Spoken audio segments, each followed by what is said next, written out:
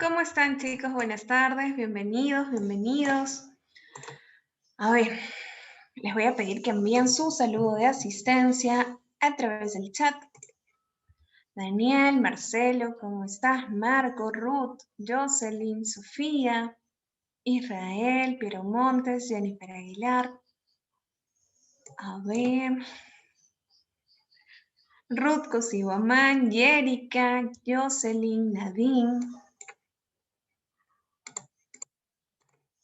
Vamos a seguir admitiendo.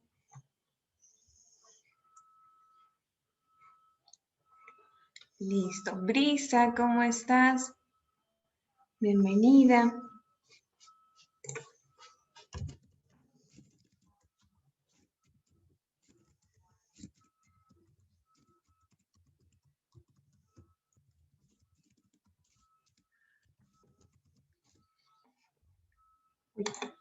¿Qué es eso? No sé. En el cielo temblor.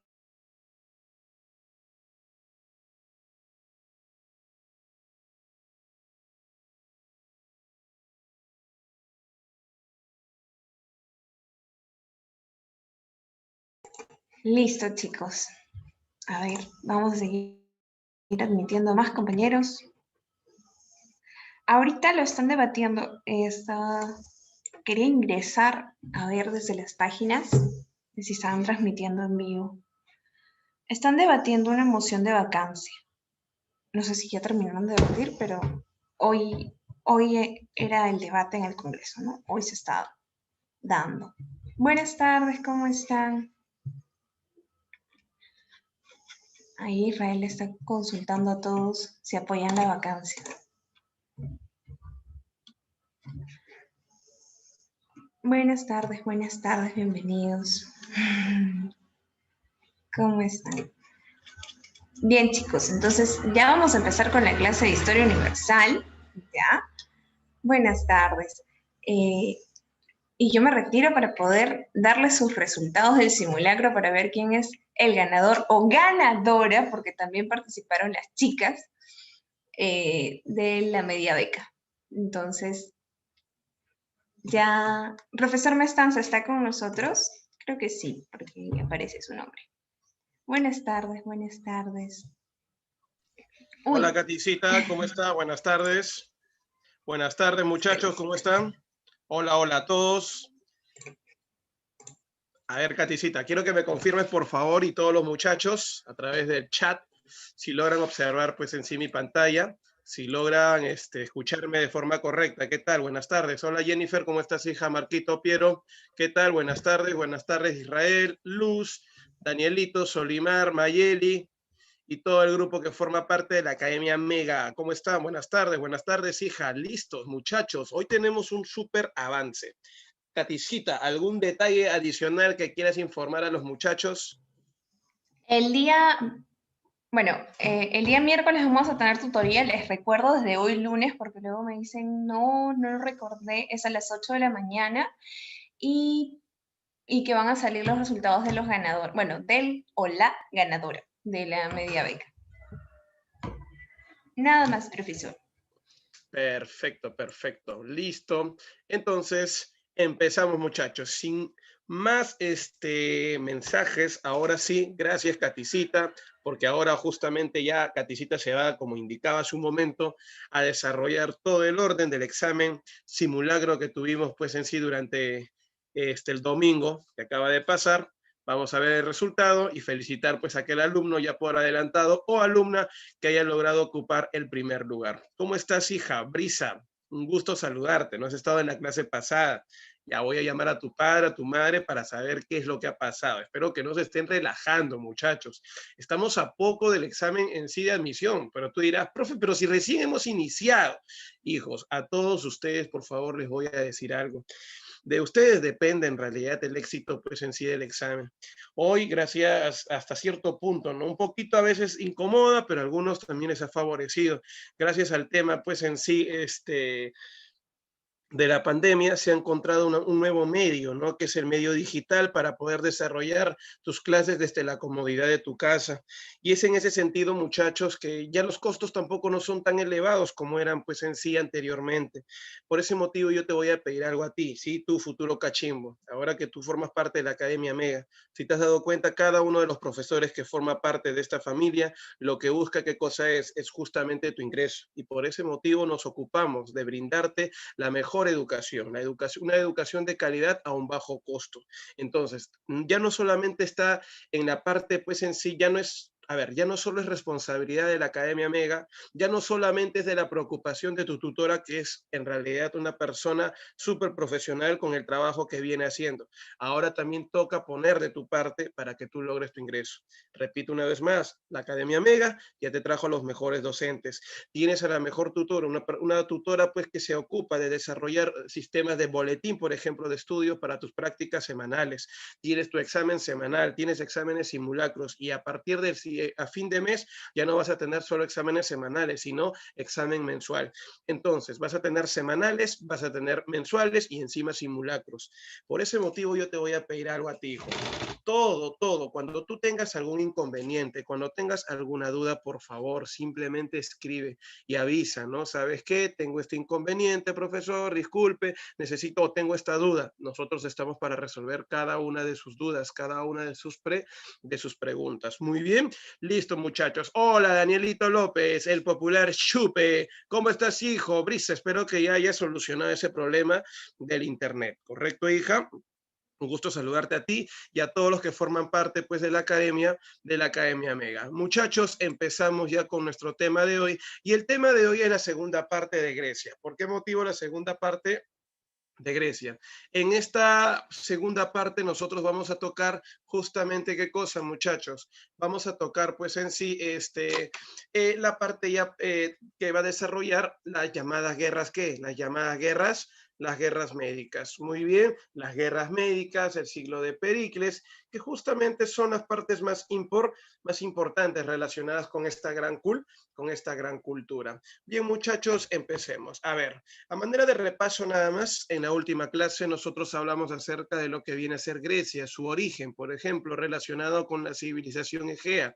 Recuerda que los primeros habitantes que tuvo Grecia vivieron en ¿dónde, muchachos? Recuerda que ellos fueron minoicos, ¿correcto? Fueron los minoicos y los llamados, ¿qué? Y los llamados micénicos, ¿correcto? Repito una vez más, fueron nada menos y nada más que los minoicos y los micénicos. Entonces, queridos y estimados alumnos, vamos a ver, pues en realidad, no te olvides que cuando hablamos acerca de esta cultura, de la llamada cultura, pues en sí, de la cultura griega, muy bien, estamos mencionando, pues en realidad, que esta cultura fue importante porque en un principio desarrolló una actividad como fue el comercio marítimo, y ahí se encuentra mucha influencia de una cultura que viene a ser la cultura fenicia. Posteriormente, cuando fueron invadidos los minoicos, fueron invadidos por los micénicos, ya recuerda que la extensión del territorio griego dejó de ser una isla para pasar a la península, ya que los micénicos eran de la península que ahora dominan la isla de Creta. Recuerda que la isla de Creta terminó siendo pues el punto eje del inicio del comercio en el mar Egeo. Micenas domina el comercio, pero recuerda que surge una competencia que es Troya. Micenas le gana la guerra a Troya y se convierte en el amo y señor del mundo Egeo. Pero recuerden ustedes que su etapa de dominio llegó a su fin cuando fueron sometidos ¿por quién? Cuando fueron sometidos por los llamados, no te olvides, por favor, por los dorios, jonios y eolios. Los extranjeros, los pueblos indoeuropeos que introdujeron el hierro. No te olvides, ellos eran un gran estado militar, estados imperialistas que posteriormente, ¿qué cosa lograron? Lograron justamente establecer un sistema político independiente en cada una de sus ciudades, al cual se le conoce con el nombre de ¿qué? Se le conoce con el nombre de polis. ¿Se acuerdan de las polis? ¿Qué cosas son las polis? Las polis vienen a ser las ciudades-estado. Repito una vez más, ¿qué cosa vienen a ser las ciudades-estado? Entonces, gracias Nadine, cuando hablamos acerca de las ciudades-estado, hablamos de que eran ciudades políticamente independientes. Repito una vez más, ¿qué cosa eran las polis? Las ciudades-estados políticamente independientes. ¿Qué significa eso de ciudades-estado? Que son políticamente independientes, son ciudades, ¿correcto? Donde vamos a encontrar, repito una vez más, donde vamos a encontrar una independencia. ¿De qué carácter? De carácter político. Muy bien, cada una de ellas puede pertenecer a quién, a una región, a un país llamado Grecia, pero políticamente hablando, ¿qué cosas son? Te dije hace un rato, son independientes. Profesor, disculpe, ¿qué significa que sean independientes? Significa que tienen sus propias leyes, tienen sus propias costumbres, y ahí vemos a dos principales, a los que se les llama o se les considera los ojos de Grecia. ¿A quién se le llama o se le considera los ojos de Grecia? Ojos de Grecia se le llama a los dos pueblos más importantes que tiene Grecia, y ahí Saulo y ahí Nadine nos ayudan cuando nos mencionan Atenas y Esparta. Recuerda que tanto Atenas y Esparta tienen características particulares. Primero, la diferencia está en su origen. Atenas, descendiente cultural de los jonios, y los espartanos, que vienen a ser descendientes de ¿quién? Culturalmente hablando, de los dorios. Gracias, Brisa. Pregunta para todos ustedes. Recordemos algo, que también hay una descendencia mitológica. Atenas dice ser descendiente ¿de quién? De la diosa Atenea, la diosa de la sabiduría y el conocimiento, mientras que Esparta dice ser descendiente de Ares. Por tal motivo, vamos a ver que sus costumbres se van a basar justamente en sus llamados dioses, ¿no? Ahí está Nadine, por ejemplo, apoyándome con la idea de los dioses, así como Marcelo. Quiero comentarles justamente que en Esparta una de las características más importantes de su llamada sociedad viene a ser el llamado ¿qué? El llamado ejercicio militar, la vida militar. Repito una vez más, ¿qué cosa viene a ser? La vida militar. Esa es su principal característica. Pero por otro lado, así como una característica es la vida militar, en el caso de Atenas no. En el caso de Atenas viene a ser la educación ¿de qué tipo? Intelectual. Y yo claramente les decía en la última parte de la clase de la semana anterior, causa principal para que la política de Atenas haya sido cambiante y evolutiva, a diferencia de Esparta, que es estática, que solo se mantuvo en el poder a la gente de la nobleza, es que en Atenas, correcto, la educación al ser intelectual tiene, ¿qué cosa desarrolla? Una capacidad crítica. ¿Por qué es importante la capacidad crítica, muchachos? La capacidad crítica es importante porque te permite razonar, porque te permite ¿qué? Porque te permite porque te permite pensar. Y eso, señores, en la historia, correcto, en la historia nos va a comentar pues en sí lo siguiente, nos va a decir en realidad para todos ustedes, nos va a contar, nos va a decir pues en sí que por ese motivo no se dejaban gobernar por una misma persona. Siempre la política estuvo cambiando, estuvo en constante estuvo en constante movimiento. Señores, ahí está, ¿no? Ahora, recordemos que la política en Atenas no solamente es, la única causa no solo es la educación. Hay otra causa más, y es la causa social, la aparición de una clase pudiente, la aparición de una clase que puede, ¿qué cosa, muchachos? Financiar. ¿Qué cosa? Que puede financiar justamente las actividades políticas. Y ahí Nadine nos menciona, ¿no? Cuando dice, profe, el demiurgo, gracias, hija, Nadine, eres lo máximo, porque estás mencionando, ¿sabes a quién? Estás mencionando justamente a los llamados, ¿qué? A los llamados comerciantes. Comerciantes que tienen, pues, en realidad, un gran poder adquisitivo y pagaron por la educación de sus hijos, ya que los sofistas fueron los primeros en lucrar con la educación, en vender educación, y de esta manera, ¿qué es lo que termina pasando? Se termina desarrollando pues en sí una actividad propia de ese entonces. ¿Queda claro para todos ustedes? De esta manera, estimados y queridos alumnos, estamos conociendo la historia de quién. Estamos conociendo pues en sí esta historia, la historia justamente de un pueblo, ¿no? Como es Atenas. A diferencia de Esparta, recordemos Esparta, desarrolló una educación militar donde el poder siempre se mantuvo en manos de la aristocracia, de la nobleza que recibe recibe educación y es por ese motivo que todos eran militares. O sea, profe, la llamada educación militar tiene por objetivo en Esparta conservar el poder en manos de ¿quién? De la aristocracia, efectivamente. A diferencia de Atenas, no, en Atenas vimos que la educación lo recibe la nobleza, pero también ¿quién paga por educación?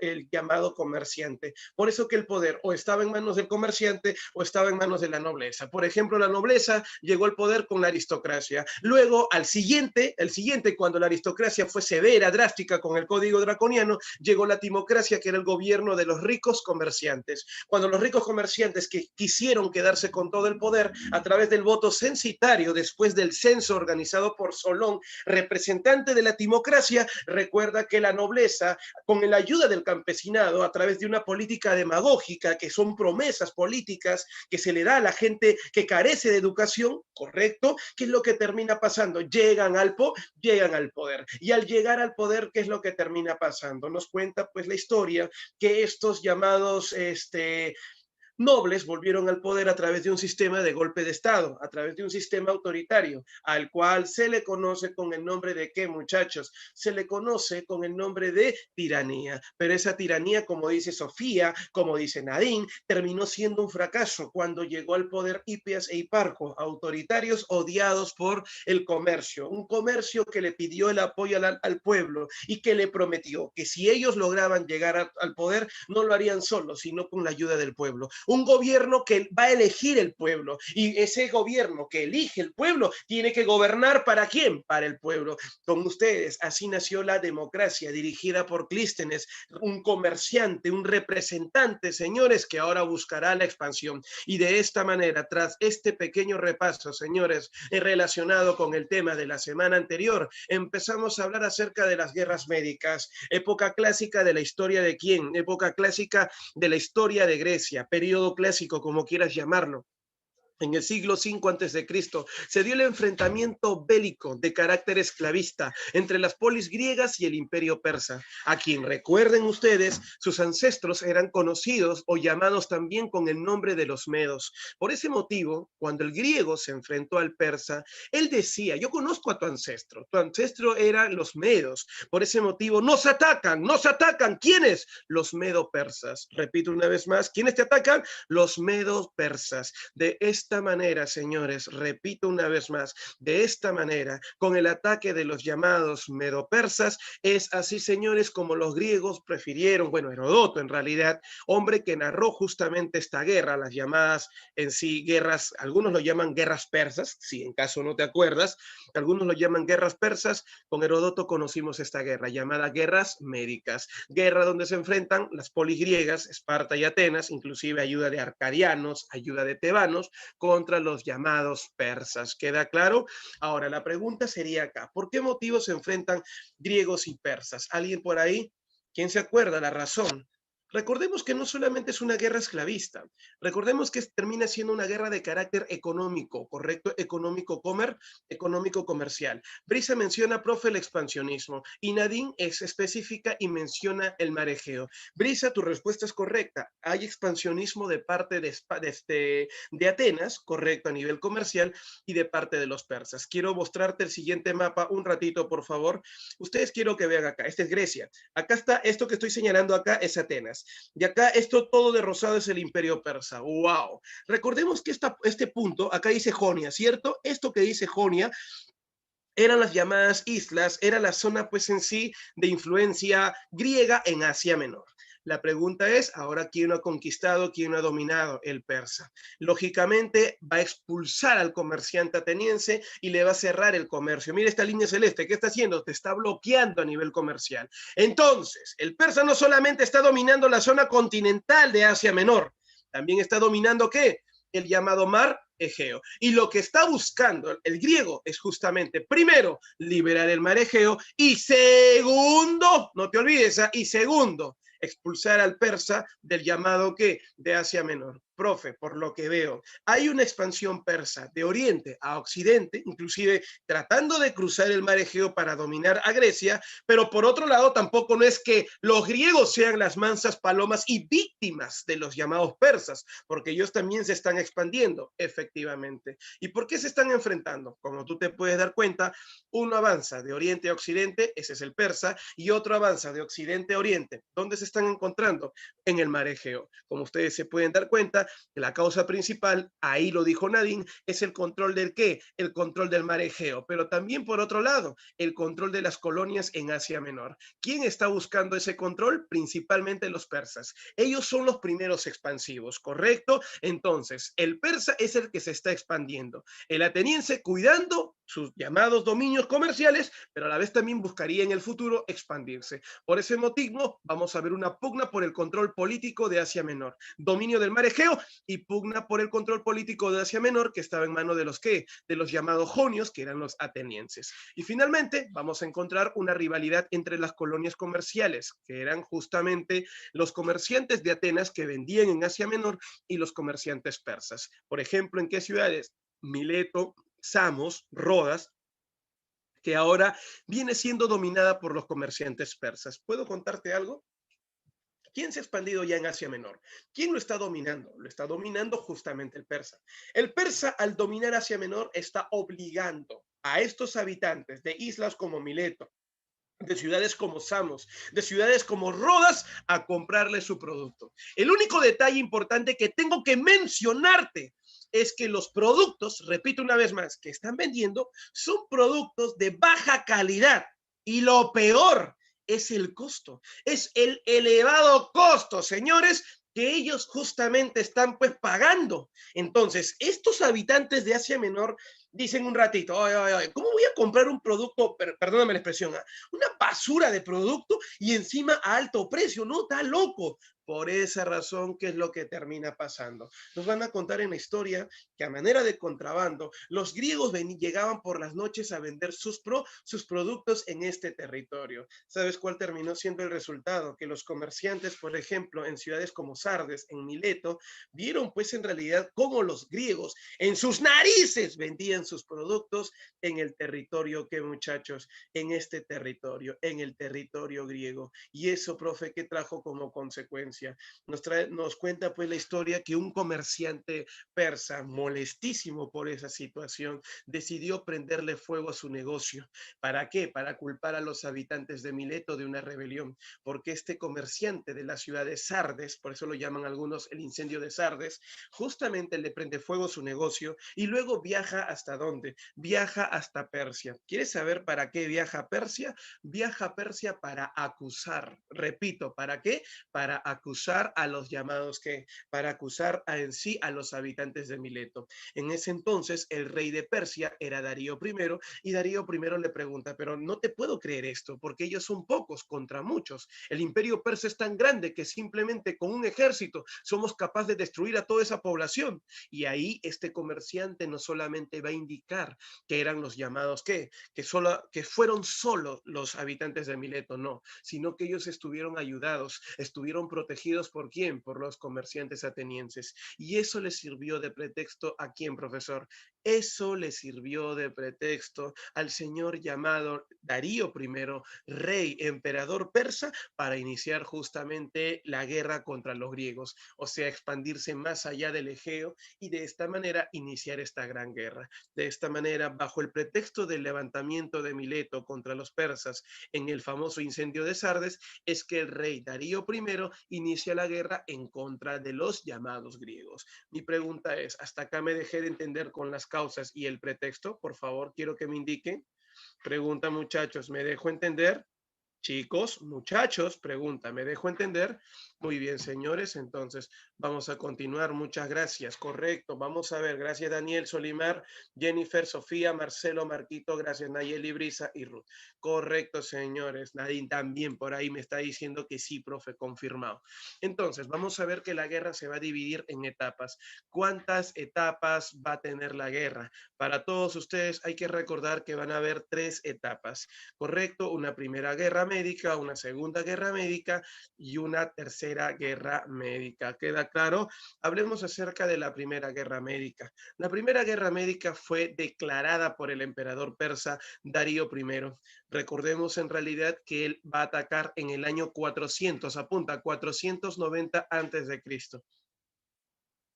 La historia cuenta que este emperador persa atacará justamente Grecia en tiempos de una festividad. Y resulta pues en realidad que los llamados griegos estaban viviendo una fiesta y era la fiesta en honor a Zeus. Esa fiesta no era una chupística brava donde había pues alcohol, donde había sexo, no, nada que ver. Esa era una fiesta deportiva, al cual se le conoce con el nombre de los juegos, ¿qué muchachos? Se le conoce con el nombre de las Olimpiadas. Buena, Saulo, muy bien, Nadine. Esos vienen a ser, correcto, Luz, vienen a ser los Juegos o los Juegos Olímpicos. Entonces, como estamos hablando acerca de los Juegos Olímpicos, el emperador persa Darío, repito, Darío I, justamente termina siendo la persona, correcto, que va pues en sí a atacar durante esa fiesta. En los Juegos Olímpicos, el pueblo griego se reunía, principalmente los atenienses en la llamada Pampa de Maratón, donde se llevaba a cabo pues en sí sus competencias deportivas. Ahí, en el año 490, cuando los llamados griegos se encontraban pues participando, ¿no? Estaban reunidos para sus llamados Juegos Olímpicos. ¿Qué es lo que termina pasando? En la historia nos van a contar que estos llamados griegos en sí, señores, dejaron pues sus actividades deportivas, empuñaron espadas, lanzas, escudos, arcos y flechas y enfrentarían pues en sí al emperador Darío I, quien dice pues en realidad que triplicaba en número al ejército de los griegos. Si los griegos ahí se encontraban reunidos aproximadamente un número de 8.000 griegos, el emperador persa Darío traía a 25.000 soldados. La historia cuenta que el líder del ejército griego sería un aristócrata, un eupátrida llamado Milciades. Este señor era un terrateniente, dirigió pues a los llamados comerciantes y terratenientes en esta guerra contra Darío. Ahora, hay que recordar que los griegos, así sean espartanos o atenienses, en ambos casos recibían educación militar, educación física. Claro está que en el caso de Atenas no era primordial justamente la belleza corporal. Lo más importante era la belleza mental o intelectual. En ese sentido, ¿a dónde quiero llegar con eso? Quiero llegar justamente a comentarte lo siguiente. Milciades, para todos ustedes, Milciades. Señores, tendría 8.000 a 8.500 soldados. Darío, 24.000 a 25.000 soldados. Pregunta para todos ustedes. Uno tiene cantidad, correcto, que es Darío, ya que él trae esclavos vestidos de soldados. Pero en cambio Milciades tiene calidad. Resultado, ¿sabes quién se terminó imponiendo acá? Milciades. Milciades de Atenas derrota al emperador Darío I en el año 490 en la batalla de Maratón. Por eso acá dice victoria solo de Atenas, ya que Atenas enfrentó esta guerra. En la historia nos van a comentar, nos van a contar que a la muerte de Darío, Darío pues llevaría a su hijo para que sea testigo de qué, muchachos, para que sea testigo de su llamado triunfo. ¿Qué es lo que termina pasando? Como Darío va a ser testigo, pues en sí, de su triunfo, en vez de ser, Darío llevaría a su hijo para que sea testigo de su triunfo, lamentablemente esa historia no se llegó a dar. Si nosotros nos acordamos, Darío en sí está muriendo. Y es por ese motivo que el hijo, a quien él había llevado para que sea testigo de su triunfo, lo único que ve es su muerte. Y en ese sentido, ¿qué es lo que pasa, señores? Acá se viene la respuesta. Nos van a contar, nos van a comentar, señores, que justamente este llamado, que muchachos, este llamado emperador, correcto, le dejaría como herencia el imperio a su hijo Jerjes. Jerjes, antes de que su padre muera, le juraría que vengaría su muerte y que haría arrodillar a todos en sí los griegos y los volvería a sus esclavos. Esta manera, señores, en la historia, Jerjes sería el nuevo emperador y esperaría 10 años para formar, pues en realidad, uno de los más grandes ejércitos que la humanidad jamás ha podido observar o ver. Y de esta manera, como diría mi gran amigo Israel, correcto, iniciarían la venganza. La venganza, señores. Y de estos amigos vamos a encontrar que Jerjes durante esos 10 años va a traer soldados desde las distintas regiones dominadas por el gran imperio persa. Y con ellos, señores, formaría un ejército conformado por más de 1 millón de soldados. Ellos volverían a Grecia, señores, retornarían a Grecia 10 años después. Si Darío atacó en el año 490 antes de Cristo, Jerjes lo va a hacer 10 años después, y no es el año 500, sino acá va retrocediendo, sería el año 480 antes de Cristo. ¡Wow, profe! Y ahí, ¿desde qué año hasta qué año? Del 480 al 479. Con ustedes, señores, vamos a ver acá rapidísimo. Jerjes, entonces, muchachos, formará un gran ejército. Esta historia de este gran ejército que ha inundado el llamado que Mar Egeo pregunta, lo que termina pasando, señores, como ha inundado el llamado Mar Egeo, ahora pues nos van a contar en la historia, repito una vez más, nos van a contar en la historia este personaje, muy bien, que este personaje llamado Jerjes va a causar terror dentro de Grecia. Repito una vez más, entonces Atenas solo ya no va a poder contra ese ejército. Y así, amigos, lo que termina pasando. Van a solicitar apoyo a quién, muchachos. Van a solicitar apoyo, espero que todos ustedes no se olviden, a solicitar apoyo a los espartanos. En Esparta el rey era Leónidas. Leónidas, señores, como rey de Esparta tiene el deseo de ir a la guerra, pero si nos acordamos un poquito, en Esparta el rey no tiene todo el poder. La última decisión, lo vimos en la clase pasada, no lo tiene el rey, sino quién, muchachos. Ahí mis amigos me ayudan, Saulo, Nadín e Israel, cuando mencionan, al igual que Daniel, a los éforos. ¿Quiénes son los éforos? Los jueces, los encargados de decir si va o no va a la guerra. No le dieron el permiso a Leónidas para llevar al ejército espartano, pero Leónidas así, señores, igual va a ir a la guerra, pero llevando solo a su guardia personal, a 300 soldados espartanos. Esos 300 dirigían aproximadamente a cuántos soldados, dirigían a un número aproximado de cuántos. Dice la historia que cuando llegan a Atenas, a Grecia, muy bien, Atenas, Grecia, dicen que los atenienses dicen, oye, ¿qué fue con tu ejército? ¿No lo has traído? Perdón, acá está mi ejército, le dice Leónidas.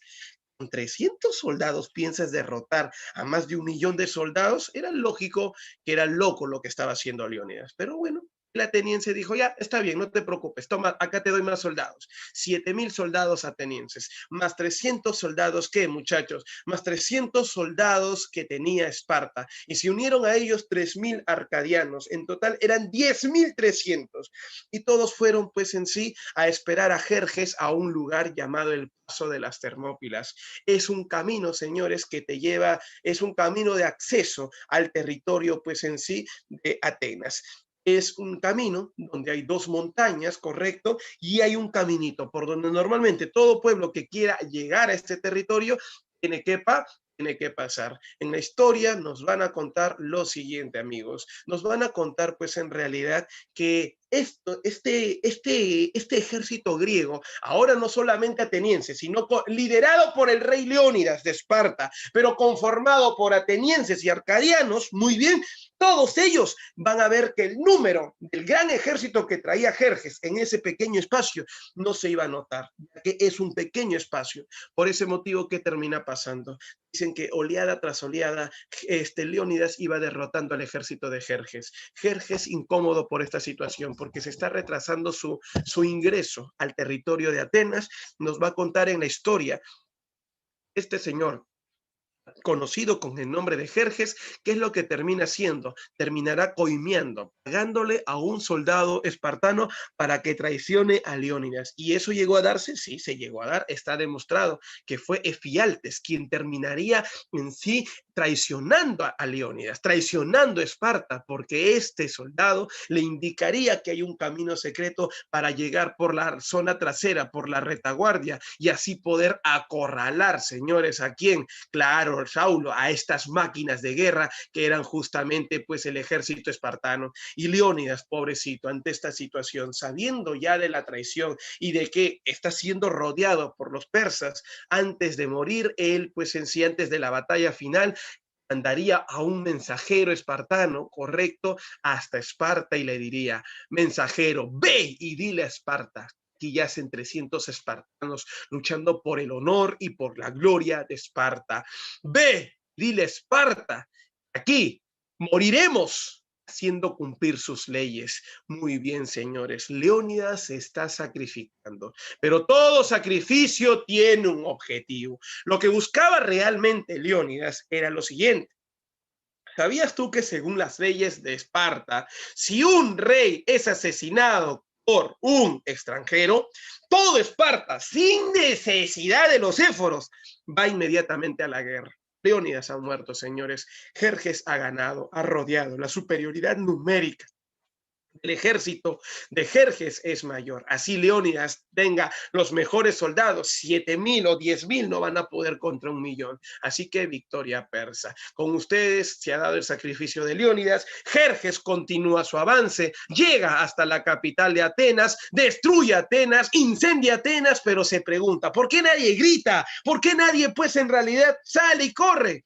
Es que resulta que los llamados atenienses ya se estaban escapando. ¿Dónde, profe?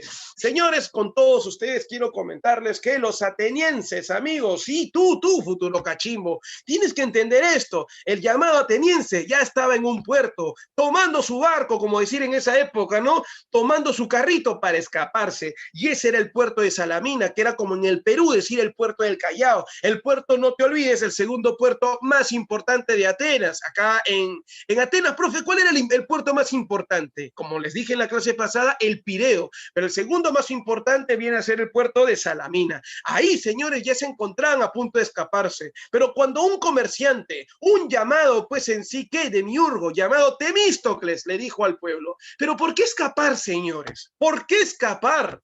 Si nosotros tenemos el apoyo de los dioses, ahí está Poseidón, justamente protegiéndonos en el mar. Tienes razón, le decían los soldados, y es por ese motivo que decidieron no escapar y defender el territorio ateniense. Así, amigos, Temístocles pregunta para todos ustedes, va a dirigir a una flota naval conformada aproximadamente por más de 1,300, ¿qué? 1,300 barcos, pero al frente de él habían más de 8,000 barcos. ¡Wow, profe! Y cada uno de ellos, muy bien, Brisa, cada uno de ellos tiene soldados, muchos soldados. Lo que está diciendo acá, como dice Brisa, es que Temístocles atrae a la flota persa, lo distrae y de esta manera lo divide. Acuérdate de la famosa frase de Napoleón en el futuro, divide y ¿qué habla?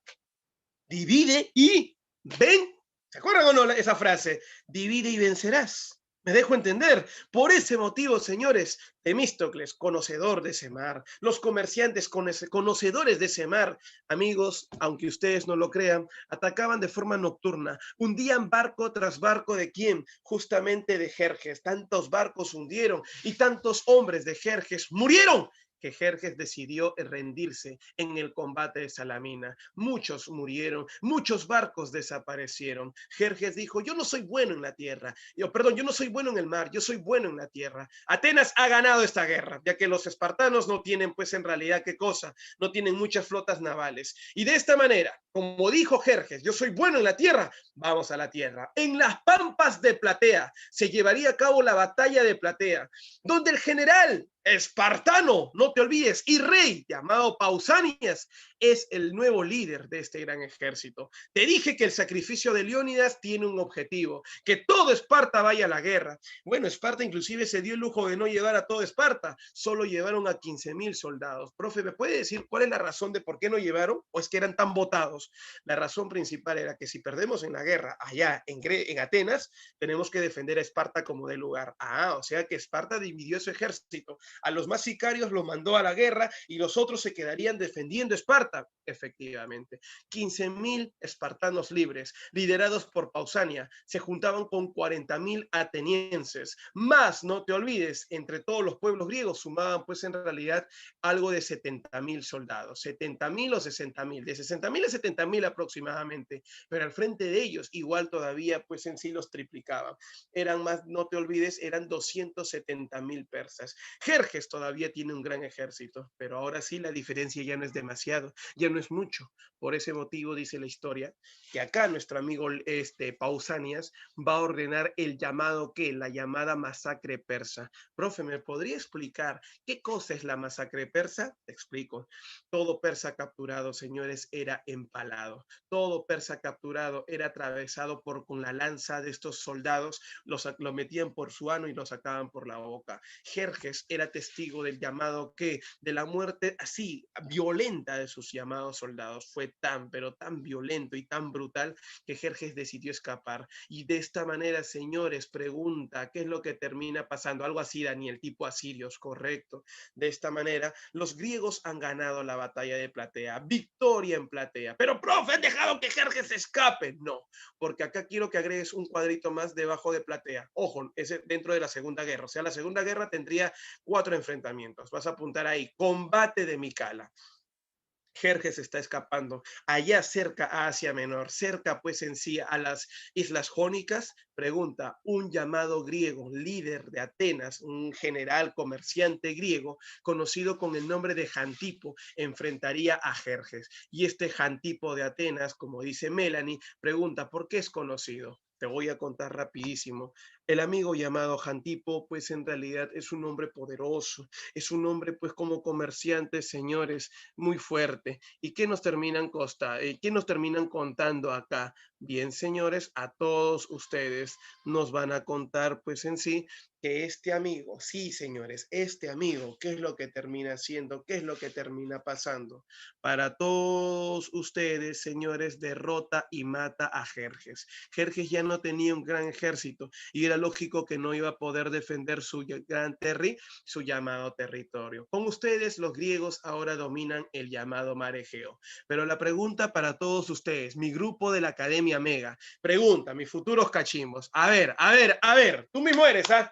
Me vas a decir, la lucha en estas llamadas guerras médicas solamente se estaba desarrollando por el control del mar Egeo o falta un espacio.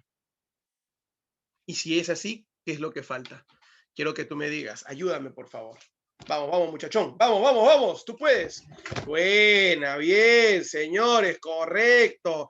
Falta un espacio y ese es Narín Rosales, correcto, hija, Asia Menor. Ah, profe, o sea, las Islas Jónicas, sí. Pero para eso, señores, eso ya no es atacar desde Grecia. A ver, vamos a hacer un dibujo así, luego lo borramos, ¿ya? Imaginemos nada más cómo es la situación. Imaginemos que esto, pues en sí, es Grecia, Atenas. Correcto, ahí está Atenas y por acá hay un puente que te lleva a Esparta ya. Por el momento solamente Atenas. Acá está Atenas. Muy bien. Esto es Atenas. Todo esto es Atenas. Profe, Atenas no era tampoco tan grande, ¿no? Muy bien, y esta es la península Ática. Y acá, cruzando, mira acá cruzando el mar Egeo, están las llamadas Islas Jónicas y todo lo que viene a ser Asia Menor, que ese es el objetivo principal que quiere dominar ¿quién? Atenas. Entonces, la pregunta es, ahora ya domina el mar Egeo. Todo esto, correcto, que está en el medio de los dos, lo domina Atenas. Pero lo que le falta dominar es lo que voy a señalar con la flechita. Ah, ahí está. Esto es lo que le falta, señores, a Atenas. Atenas todavía no domina Asia Menor. Pero para dominar Asia Menor, ¿qué significa eso? Que tiene que, no te olvides, que tiene que cruzar justamente el mar y atacar en el mismo Asia. Pero solito, profe, va a poder contra un gran imperio, porque el imperio persa no solamente es este espacio, es tremendo en sí territorio. Ah, por esa razón es que Atenas le va a solicitar apoyo a Esparta. Pero Esparta le dijo, mira amigo, si yo entré a la guerra fue porque mi pueblo corría peligro, pero esta vez no te puedo apoyar, porque esta es una guerra de tu interés, de interés económico comercial. Así que yo no me meto en ese tipo de guerra. Muy bien, no te quieres meter en esta guerra. Vamos a hacer entonces lo siguiente. Atenas, señores, en un principio no sabía cómo hacer. Por eso se demoró, hijo. Imagínate, a ver, la Segunda Guerra acabó en el año 479 y recién en el año 467 aproximadamente es cuando Atenas va a volver a atacar. ¿Pero qué hizo? Un político llamado Arístides. Se demoró un tiempo, pero ¿qué es lo que logró? unir a los pueblitos de la llamada península ática. A todos ellos que estaban alrededor de Atenas les prometió algo: la grandeza, el crecimiento, la llamada gran influencia, gobernar todos juntos. Y todos ellos, señores, si se unían al ejército de Atenas, ya no se llamarían Atenas. Profe, ¿y entonces cómo se le va a llamar? Con ustedes se le va a llamar la Liga de Delos. Entonces, si a ti te preguntan qué es la Liga de Delos, es la unión de los pueblitos que están alrededor de Atenas en la península, ¿qué? En la península ática. Pregunta para todos ustedes, ¿hasta acá me dejé entender? Chicos, muchachos, solamente me confirman con un sí, por favor. Todos ustedes, rapidísimo, ¿qué me dicen? ¿Me dejo entender, sí o no? A ver, rapidísimo, muchachos. Ay, ay, ay. Entonces ya, si yo me dejo entender, muy bien, señores. Gracias a todos ustedes. Cuando me indican, pues en realidad que sí me estoy dejando entender, entonces, pregunta para ustedes. ¿Para qué se forma la Liga de Delos? Si te preguntan en el examen de admisión, ¿cuál ha sido ese objetivo? A ver, ayúdame. ¿Cuál ha sido ese objetivo? Buena, muy bien, señores. Correcto, pero el objetivo principal, si Marcelo y Marquito me dicen dominar Asia Menor, es principalmente que, y gracias Nadine, es derrotar al ejército persa. Un ejército persa que ya no tiene las mismas características que tenía el ejército de quién, que tenía el ejército, pues en sí, no te olvides de Jerjes. Y es así que el general llamado Simón, correcto, en el año 467, en el llamado puente del río Eurimedonte, se enfrentó al ejército del emperador persa Artajerjes, hijo de Jerjes, harto de la guerra, llamado Artajerjes. Con esta liga de Delos, como diría Daniel, creció el ejército, muy bien, por ejemplo, Tebas apoyaba, por ejemplo, a Atenas, y con ellos, con la Liga de Delos, pero sin el apoyo de Esparta, así que Esparta nunca estuvo en la Liga de Delos, derrotaron a Artajerjes en esta batalla. De esta manera, como ustedes se pueden dar cuenta, con la formación de la Liga de Delos, liderado por el general Simón, se derrota a Artajerjes, emperador de los persas, en la batalla de Eurimedonte. Tras esta batalla, el triunfo fue de los griegos, quienes firmaron con los persas que los persas, al ser derrotados, reconocieron su derrota y firmaron la llamada Paz de Calias o Paz de Simón, en honor justamente al emperador, perdón, al general Simón, con el cual sellaba su triunfo Atenas. Y lógico, oye, lógico, ¿por qué se enfrentaban? Primero, profe, usted nos dijo por el mar Egeo. Segundo, por Asia Menor. Ahora, ¿quién es el amo y señor de todo el mar Egeo y de Asia Menor? Con ustedes, hegemonía comercial de Atenas. Correcto, que ahora no solamente es el amo y señor del mar Egeo, y también de qué habla. No vamos a ver solamente la hegemonía de Atenas en el mar Egeo y en Asia Menor, sino también que gracias a esas ventas, a ese crecimiento económico, comercial, ¿qué es lo que termina pasando? En la historia nos van a contar que ese crecimiento económico, comercial, va a permitir consolidar el aspecto cultural, porque ese dinero lo van a invertir ¿en qué? Gracias, Brisa, lo van a invertir en educación, porque es un pueblo descendiente de Atenea, y la cultura, la educación, es lo más importante. Para eso, durante la Tercera Guerra Médica, llega al poder un excelente legislador y político llamado Pericles, quien va justamente a promover la cultura y la ciencia, esplendor cultural y científico de Grecia, al cual se le conoce con el nombre de siglo de Pericles. El siglo de Pericles es una consecuencia del triunfo griego en el llamado mar, no te olvides, en el mar Egeo, en las guerras médicas. Entonces, gracias a las guerras médicas, crecen a nivel territorial, crecen a nivel cultural, crecen a nivel comercial. Pero ahora, profe, y políticamente hablando, se consolida un sistema político llamado ¿qué? La democracia. Y lógicamente, si decimos que Atenas es el pueblo que tiene más ingresos, es en realidad también el pueblo que va a dominar ¿qué? Que va a dominar todo, no te olvides, Grecia. Y cuando te digo todo Grecia, significa que su influencia, que sus tentáculos van a llegar hasta el territorio espartano. Pero, profe, un ratito.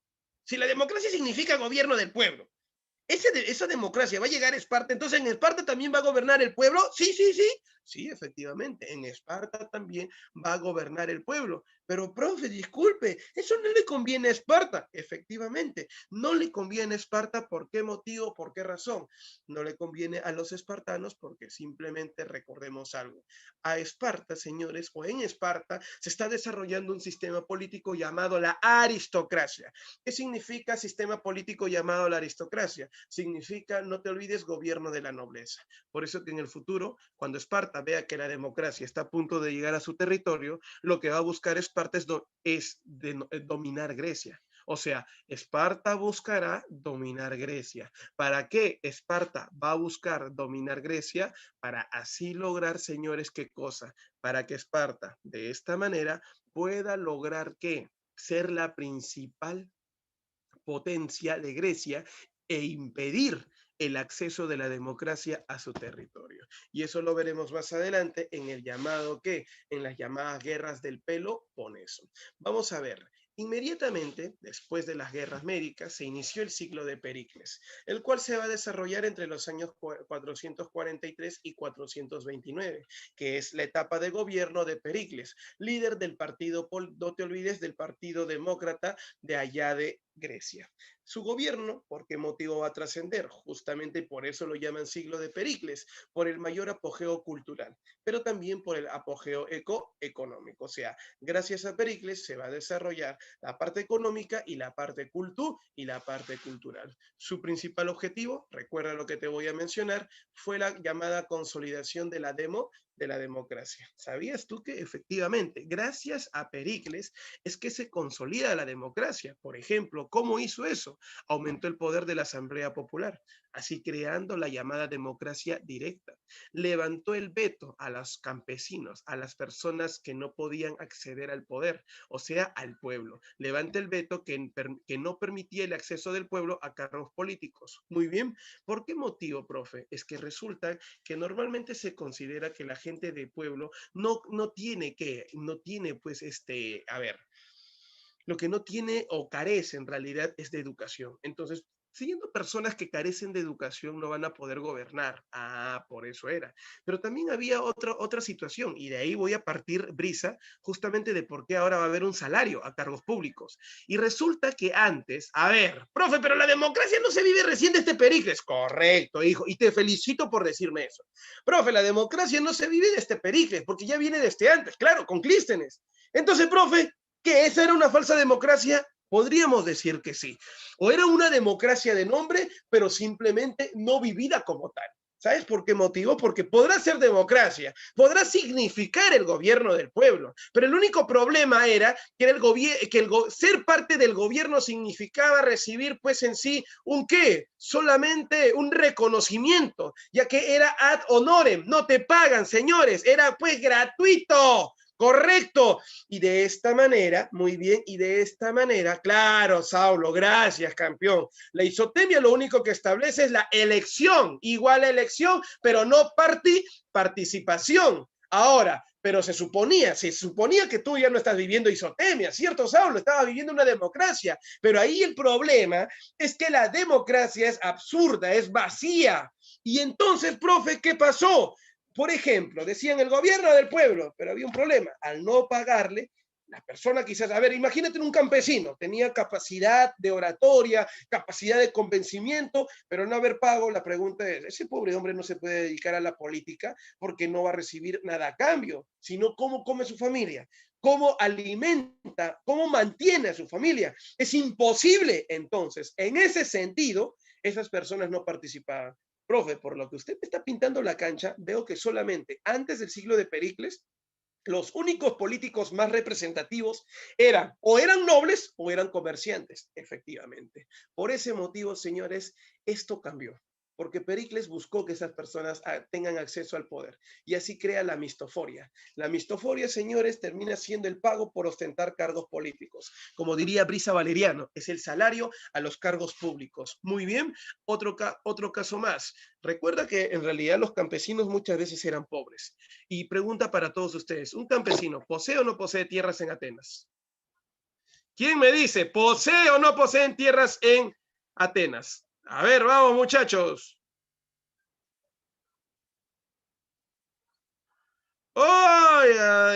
Ay, ¿qué dicen? Vamos. Brisa dice que sí, Sofía también y Saulo que sí, pero yo les digo algo. ¿Se han olvidado que el amo y señor de la tierra, Marciano, son de la nobleza? Entonces la pregunta es, ¿no tiene tierras? Él en realidad tiene una miseria para poder vivir. Y es por eso que tocaba la puerta aquí en al noble para poder trabajar. Entonces, ¿qué cosa busca Pericles? Por ese motivo, ese llamado siglo de Pericles busca los mismos beneficios. Entonces, ¿qué hizo? Te voy a dar tierras. Pero aguanta, profe, no le va a dar las tierras de Atenas, porque eso le pertenece a la nobleza. Es que tampoco Pericles no se podía ganar un enemigo como a los nobles. Ah, ya, profe. ¿Qué hizo entonces el amigo? Crea las clerurquias. ¿Y qué cosas son las clerurquias? Las colonias para campesinos pobres. ¿Y dónde estaban ubicadas estas colonias? Fuera de Atenas. Ah, buena, profe. Como diría Nadine Rosales, a partir de ello se permite la independencia económica del pueblo. En vez de que este pueblo vive en la pobreza, ¿qué cosa les dio? Les dio tierras y les dio trabajo. ¿Tú crees que el pueblo recibiendo tierras iba a estar pues molesto? No, al contrario, feliz, porque ya tiene sus propias tierras. Además, ¿qué cosa va a hacer?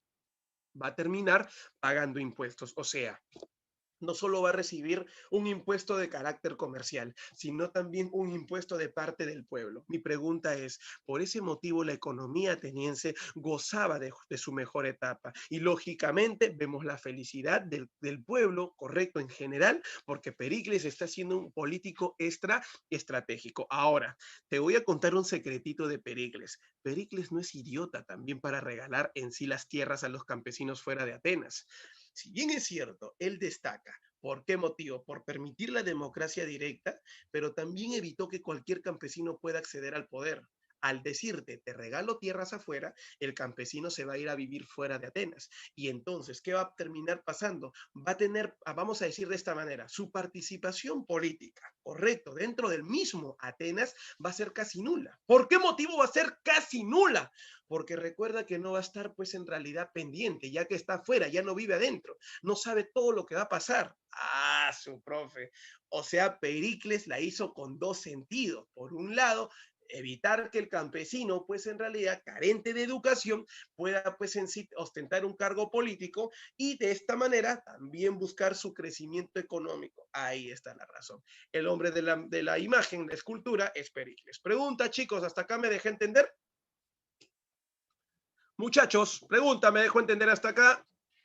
¿Qué dicen? Gracias Marcelo, gracias Brisa. Muy bien Sofía y Saulo. Correcto, Danielito. Listo, señores, vamos a continuar. Bueno, decíamos en realidad que el siglo de Pericles es la etapa de apogeo, ¿qué? La etapa de apogeo cultural. Para todos ustedes, el mayor aporte de Grecia a la humanidad viene a ser la democracia. Recordemos que ya nació la democracia. Recuerda qué significa el gobierno del pueblo. Pregunta para todos ustedes, o sea, profe, si es democracia en una sola palabra, podemos decir que democracia significa política. Claro, sí, efectivamente, Daniel, su principal aporte de los llamados griegos termina siendo, o de Atenas en realidad, pero como Atenas ahora es el amo y señor de Grecia, muy bien, entonces decimos griegos, viene a ser la política representada por la democracia. ¿Queda claro? Entonces, ¿cuál es el mayor aporte de Grecia a la humanidad? La democracia, que si no está democracia, tenemos que encontrar la palabra política o sistema de gobierno. Segundo aporte más importante, la razón o el conocimiento implantado por la filosofía. Palabra que proviene de dos voces que significan filo y sofía. Filo, amor, y sofía, sabiduría. ¿El amor por qué motivo, muchachos? El amor por la por las llamadas sabiduría. Repito una vez más, el amor por la sabiduría. Muy bien. Ahí vamos a encontrar, pues en realidad, señores, que este amor por la sabiduría tuvo a grandes representantes. Ahí encontramos, por ejemplo, a Sócrates, a Platón, a Aristóteles. Muy bien, ahí encontramos a Sócrates. A ver, a los que se acuerdan de Sócrates, primero hay que recordar que Sócrates no nos deja ninguna obra escrita. Si hoy conocemos algo de Sócrates es gracias a Platón. Platón es su discípulo y Platón escribió todas las conversaciones que tuvo con quién, que tuvo con su maestro. Ese ha sido, pues en realidad, no te olvides, Sócrates. Por ese motivo, cuando tú lees a Platón, parece que estás leyendo un chat, por ejemplo, en WhatsApp. Así, imagínate. Es como quien dice una conversación. Ahora, ¿Qué conocemos de Sócrates? Un método que él utilizaba con sus alumnos llamado la mayéutica. ¿Y en qué consiste, profe, la mayéutica? La mayéutica vulgarmente es llamado el arte de parir ideas. Resulta que Sócrates, el hombre que sale en la primera imagen de tu pantalla, arriba, con su dedito arriba, ¿qué cosa está haciendo? Nos dicen en la historia, pues en sí, que Sócrates tenía como madre a una partera y él dijo lo siguiente: si mi madre ayuda a las mujeres a traer al mundo niños, entonces yo voy a ayudar al hombre, o sea, al varón, a traer al mundo ideas. Por eso que la mayéutica, el arte de parir ideas, consiste en hacer pregunta tras otra y tras otra. ¿Para qué, profe? Para simplemente obligarlo a razonar, obligarlo a pensar. Eso para todos ustedes terminaría siendo, pues en sí, la llamada, ¿qué, muchachos? La llamada mayéutica. Ahora, profe, Platón. Platón nos deja grandes obras. La República de Platón, donde plantea, por ejemplo, Platón, que los filósofos deben ser los gobernadores, no los militares, ya que carecen de tacto y conocimiento. Luego, Platón también nos deja, pues en realidad, una obra llamada El Banquete. Justamente en El Banquete nos habla de un tipo de amor prohibido. ¿Pero a qué lo llama amor prohibido? Al amor entre personas de un mismo sexo. Resulta que ya te había mencionado el amor platónico, claro, efectivamente, Marcelo Miranda, ahí está, por ejemplo, ¿no? Tu amor platónico, muy bien, está acá, está lejos todavía, hijo. Entonces, quiero comentarte, pues, en realidad, por ejemplo, ¿no? Que cuando leemos, pues, en sí el banquete de Platón, Platón en el banquete nos habla de un amor prohibido, ¿no? De ese amor vedado, como dicen ahí.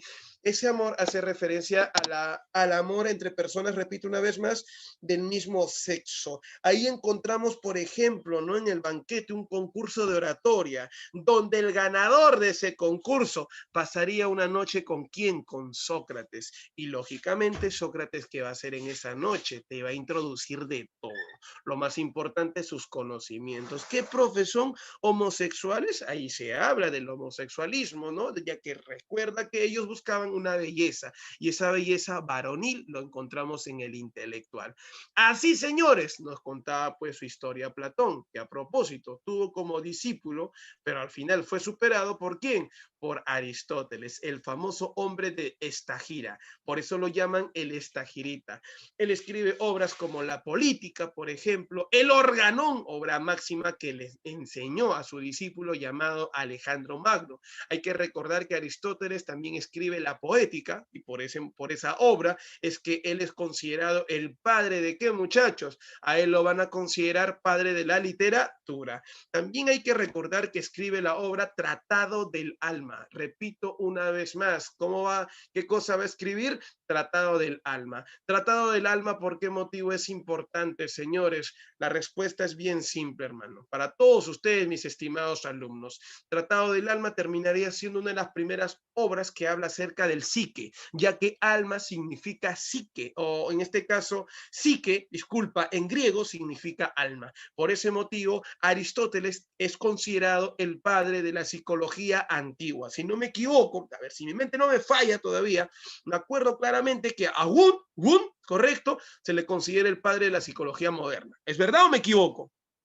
Gracias, Saulo. Bien, Nadine. Gracias, Israel. Entonces, ahí con Aristóteles estamos conociendo, gracias Israel y Melanie, estamos conociendo al padre de la psicología antigua. Eso es en el caso de la filosofía. ¡Wow, profe! Vemos el razonamiento y el conocimiento en su máxima expresión. Pero también hay escultura, por ejemplo. Destaca por el realismo de sus imágenes, por la flexibilidad, por la humanización y la belleza del hombre, ¿correcto? Tú ves una escultura, así como el que sale a la mano derecha de tu pantalla y vas a ver pues en realidad a un ser casi perfecto, una figura envidiable, ¿no? Claro está que lo que no envidiamos es esas pequeñas cositas que tiene colgando por ahí, ¿no?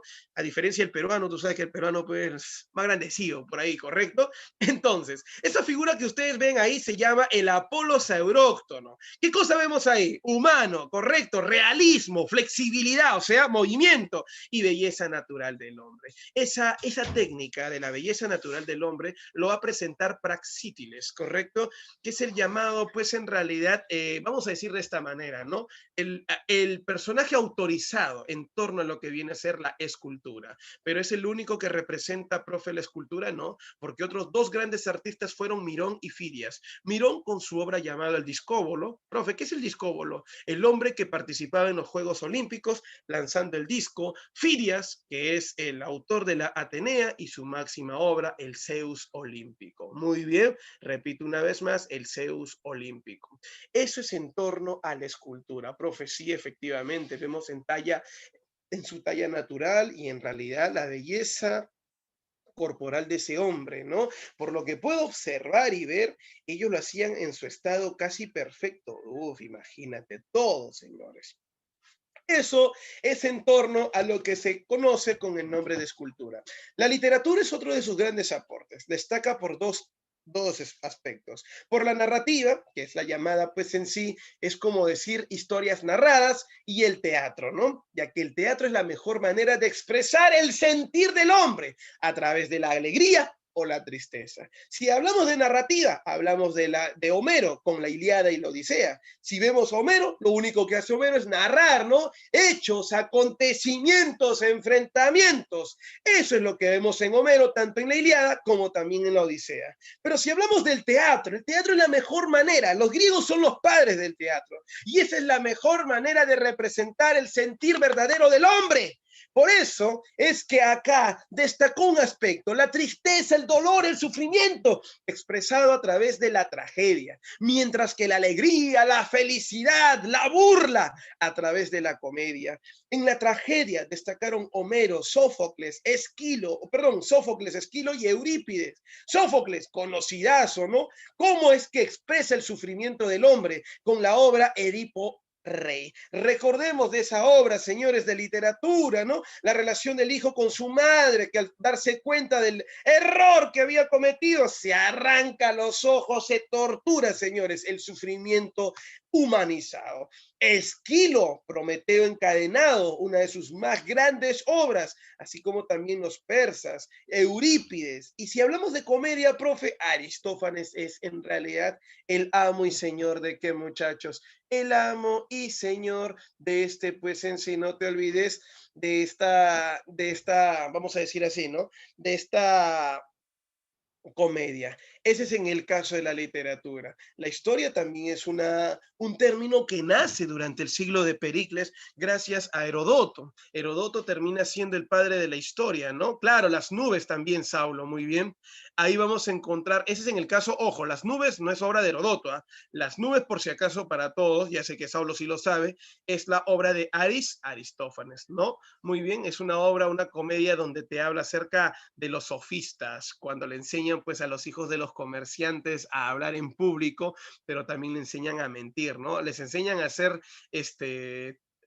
una especie de Alan García, ya, así vamos a decir, ¿no? Que gracias a su poder de convencimiento, ellos pueden mentir. Por eso se burlaba de los sofistas esa obra. Apunta si deseas, a Las nubes se burla de los sofistas. Muy bien, Brisa, correcto, hija. Ahora, hablemos de la historia. La palabra historia nace por primera vez con Herodoto. Herodoto es considerado por ese motivo el padre de la historia. ¿Por qué? No es que él haya hecho un estudio de historia, él en realidad narraba la historia. A él lo veía más la historia como un cuento. Su obra de Herodoto se llama Los 9 libros de historia. Justamente en esta obra llamada Los 9 libros de historia es donde va a acuñar por primera vez el término historia. Por esa razón, no te olvides, Herodoto es el llamado padre, repito una vez más, de la historia. Ahí está Herodoto, entonces, ¿correcto? Luego destaca Tucídides. A ver, por ejemplo, para finalizar con Herodoto, me olvidaba una cosa más.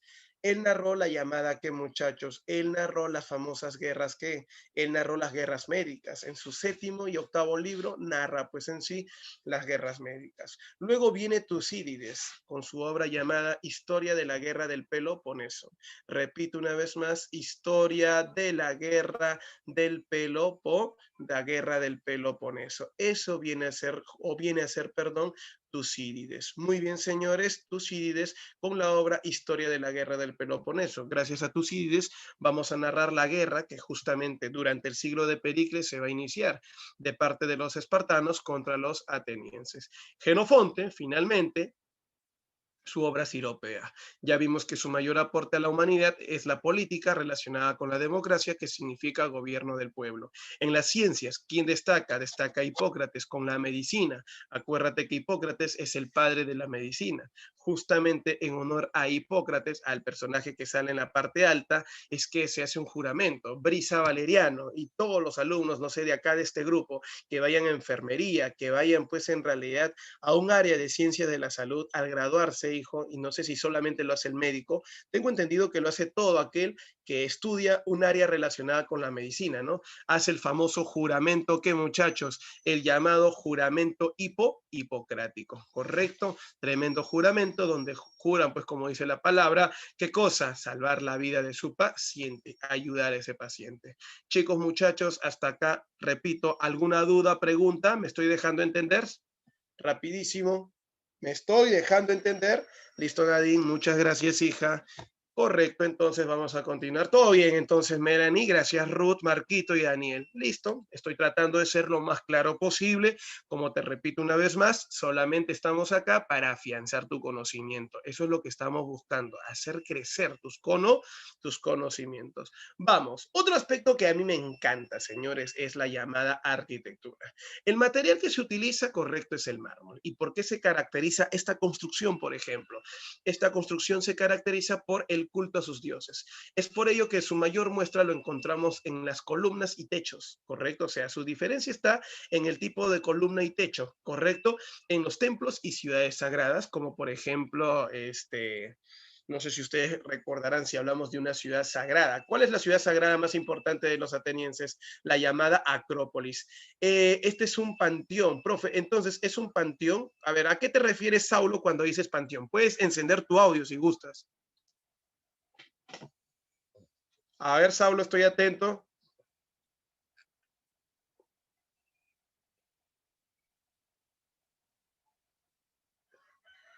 Ay, ay, ay, ay, claro. Y es que resulta, hijo, que quiero, justamente iba a hacer una pregunta, ¿no? ¿Qué cosa es esa? ¿Por qué motivo las estructuras que tienen los griegos no cuentan con paredes? ¿Alguno de ustedes sabe de manera clara por qué motivo no cuentan con paredes? ¿Alguien por ahí?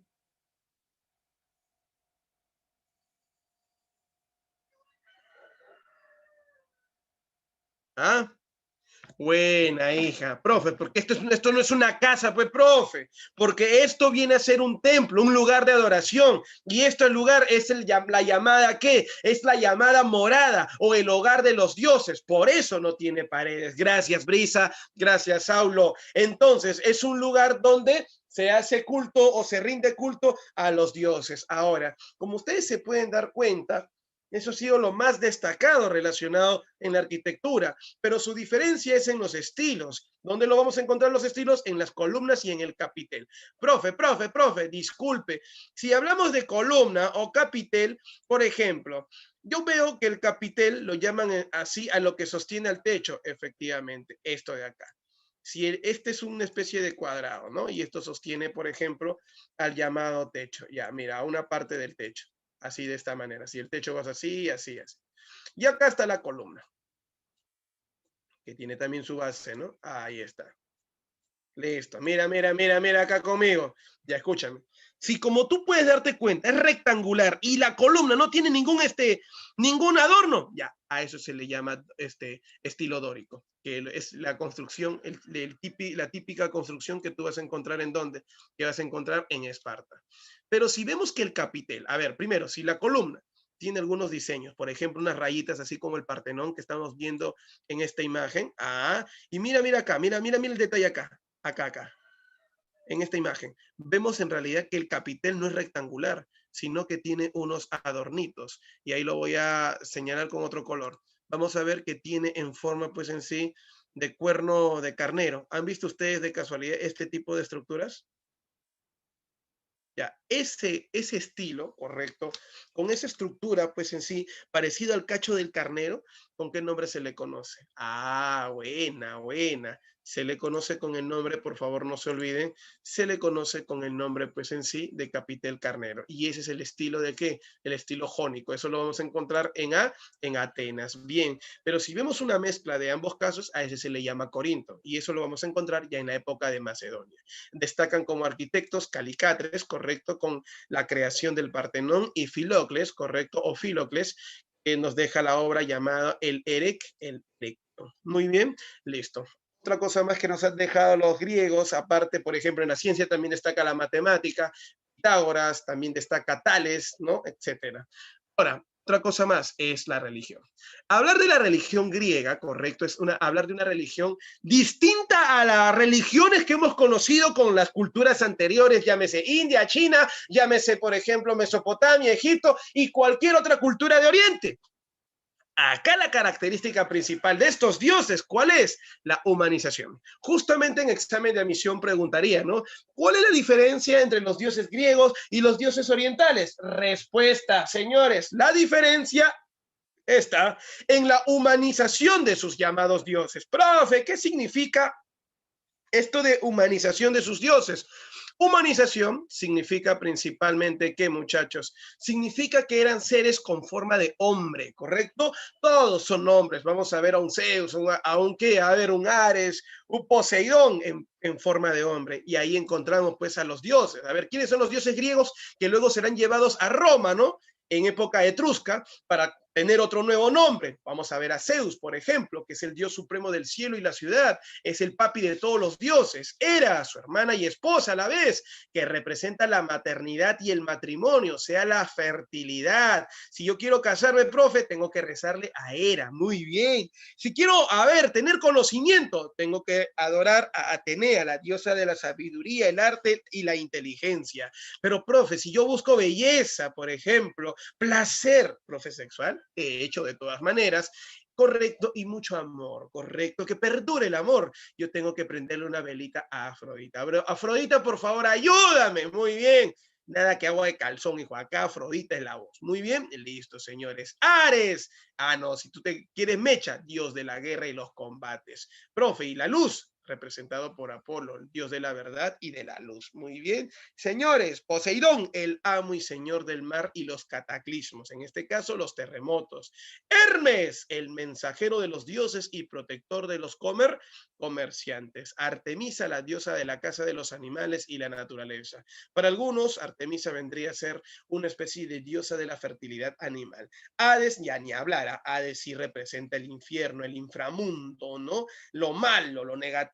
Dionisio, dios del vino y las representaciones teatrales. Hablando de Dionisio, recordemos algo. Con Dionisio, ¿qué cosa se realiza? Una fiesta, ¿no? Llamada la fiesta del macho cabrío. Una fiesta donde los hombres van en parejas y ese día intercambian parejas porque se va a dar una de las mayores orgías que se da en la historia de la humanidad. Recuerda que todo eso se hacía en honor a quién, a Dionisio. Ahí había primero full alcohol y posteriormente sexo en la calle.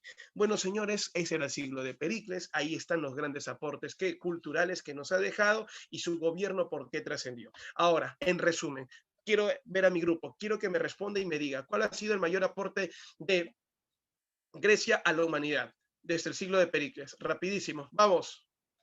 ¿Cuál es el mayor aporte? Dilo, dilo, dilo. Buena, buena, buena, mis estimados alumnos, gracias. Todos lo dicen, la democracia. ¿A quién no le conviene la democracia? No le conviene a Esparta. Y por eso que Esparta inicia pues en sí una guerra. ¿Cierto, Daniel, Melanie, Ruth, Sofía, Marquito, Dani? Correcto. Entonces, como todos ustedes pueden darse cuenta, es por ese motivo que Esparta le declara la guerra a quién, a Atenas. Ahora quiero que observes todos los amarillitos. Todos estos pueblos de amarillo forman parte de la Liga de Delos. Ahora se han vuelto aliados, correcto, de Atenas. ¿Te has dado cuenta que todo el mar Egeo está inundado de amarillo? ¿Por qué motivo? Porque todos ellos son dominios de Atenas. ¡Wow, profe! Veo en realidad un tremendo espacio territorial. Y de esta manera, señores, para todos ustedes, si Esparta quería derrotar a Atenas para ser el amo y señor del mundo Egeo, es por ese motivo que necesitaba aliarse con los pueblos que están a su alrededor y con los enemigos de Atenas. Por ejemplo, ¿te acuerdas que la llamada Liga de Delos se formó inclusive con la ayuda de Tebas? Bueno, Tebas ha sido traicionado por Atenas y por eso Tebas decide apoyar ahora a la Liga del Peloponeso. Los rosaditos que están acá, oscuros, rosadito oscuro, forman parte pues de la Liga de ¿qué? De la llamada Liga del Peloponeso. Ahí está con ustedes el ejército de Esparta que va a enfrentar a esta gran Liga de Delos. Por eso, la guerra del Peloponeso se dio durante el gobierno de Pericles. Eso se llevó a cabo en el siglo V a.C. Como ustedes se pueden dar cuenta, es el enfrentamiento de la Liga del Peloponeso de Esparta contra la Liga del Peloponeso de Atenas. ¿Entre qué años? 431 a.C. y 404 a.C. Ahora, ¿cuál es la causa principal? Vemos a la rivalidad entre ¿quién? Entre la nobleza comercial de Atenas, oligarquía comercial, contra los terratenientes de Esparta, los dueños de las tierras, por la supremacía en el mar Egeo. O sea, ¿qué? ¿A Esparta ahora le interesa el mar Egeo? Sí. ¿Por qué motivo? Se ha dado cuenta que dominar el mar Egeo le ha dado mucho poder a Atenas. Y si quiere evitar que la democracia llegue a su territorio, para eso era necesario que dominar el mar Egeo y ser la principal potencia de todo Grecia. Por eso hay polis también que buscan liberarse del dominio ateniense. Ahí vemos a Tebas, que se va a unir con los espartanos. Pero recuerda que la causa más importante, lo que motivó al inicio de esta guerra, terminó siendo la pugna entre la aristocracia y la democracia. Cuando hablamos de pugnas, ¿de qué cosa estamos hablando? Estamos hablando de la competencia entre el sector de la aristocracia, que es la nobleza espartana, y la oligarquía comercial o nobleza comercial representante de la democracia. Por ende, aquel que gane no solamente se convierte en potencia, sino también impone su autoridad. Bien, quiero comentarte que la guerra se dividió en 3 etapas. La primera guerra del Peloponeso, llamado Guerra de los 10 años, lo ganó Esparta. Ahí se dio la muerte de Pericles por una enfermedad, por eso que los atenienses decidieron no continuar y retrocedieron. O sea, se rindieron por la muerte de Pericles. La segunda guerra ha sido provocada también por Atenas, dirigido por un general llamado Alcibiades, quien no atacó Esparta directamente, sino su centro de producción agrícola. El principal centro de producción agrícola de Esparta no se ubicaba en Esparta. Algunos de ustedes, muy estudiosos, me imagino que se acordarán de que su principal centro de producción estaba en el sur de Italia, conocido con el nombre de la Magna, ¿qué, muchachos? Con el nombre de Siracusa o Magna Grecia. Gracias, Melanie, lo máximo, hija. Por ese motivo, el ataque a Siracusa. ¿Pero dónde se ubica Siracusa, Melanie? Acuérdate, en la Magna Grecia, sur de Italia. Bien, los llamados atenienses, dirigidos por Alcibiades, tomaron posesión de ello, cortaron el tránsito agrícola que había pues en sí entre Esparta y Siracusa, y de esta manera buscaron empobrecerlos. Pero dice la historia que Alcibiades destruiría un templo, ¿no? Un templo sagrado que era también para él de su propio dios, como también era dios de Esparta. Y resulta que el sacerdote le lanza una maldición, donde le dice que todos sus soldados van a morir uno por uno y él también moriría. Bueno, empezaron a morir sus soldados y él pensaba que esa maldición era cierta. Por eso, para no morir, él le pide apoyo ¿a quién? Le pide apoyo, dice la historia, a los llamados ¿qué? A los dioses, y le dice: dioses, si es necesario entregarme a los espartanos, lo haré, con tal de no morir. Y mire lo que hace Alcibiades: traiciona a los atenienses y se pasa al bando espartano. Desde ahí, señores, llega el momento de la Segunda Guerra, con la batalla de Notion, y los espartanos terminan ganando, porque ahora el principal general que tenía Atenas ha traicionado al pueblo ateniense. Wow, profe. Entonces, de esta manera, vamos a ver que ya lo último que falta es que Esparta asegure su triunfo. Pero, ¿qué le falta a Esparta? Barcos. ¿Por qué, profe? ¿Por qué le falta barcos? Porque recuerda que la última parte es el enfrentamiento en el mar. En la tierra, Esparta le está sacando la mugre a Atenas.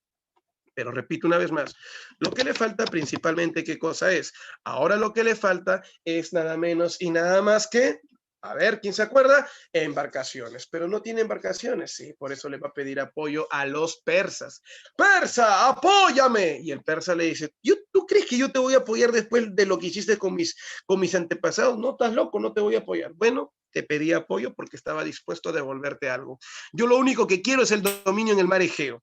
Yo te estoy prometiendo algo, que si le gano a Atenas, yo te devuelvo Asia Menor. El persa no lo pensó y le dijo, ¿cuántos barcos quieres? ¿Sabes cuántos barcos le mandó? Le mandó 3.000 embarcaciones. Con apoyo persa, con apoyo tebano, Esparta se enfrentó por última vez en la tercera guerra del Peloponeso a los llamados atenienses en la batalla de Egospótamos, donde se dio la destrucción de la flota de Atenas y el triunfo de Esparta. Y así ahora no solamente Esparta ganaría a Atenas, sino que ahora domina todo el mundo griego. Hegemonía de Esparta, no te olvides, en Grecia. Si vemos una hegemonía espartana en Grecia y vemos a un Esparta dominando el mar Egeo, entonces la pregunta es, ¿el otro objetivo cuál era? El objetivo político, eliminar la democracia. Ahora voy a hacer una pregunta para todos ustedes. ¿Cuántas tribus habían en Atenas? Repito.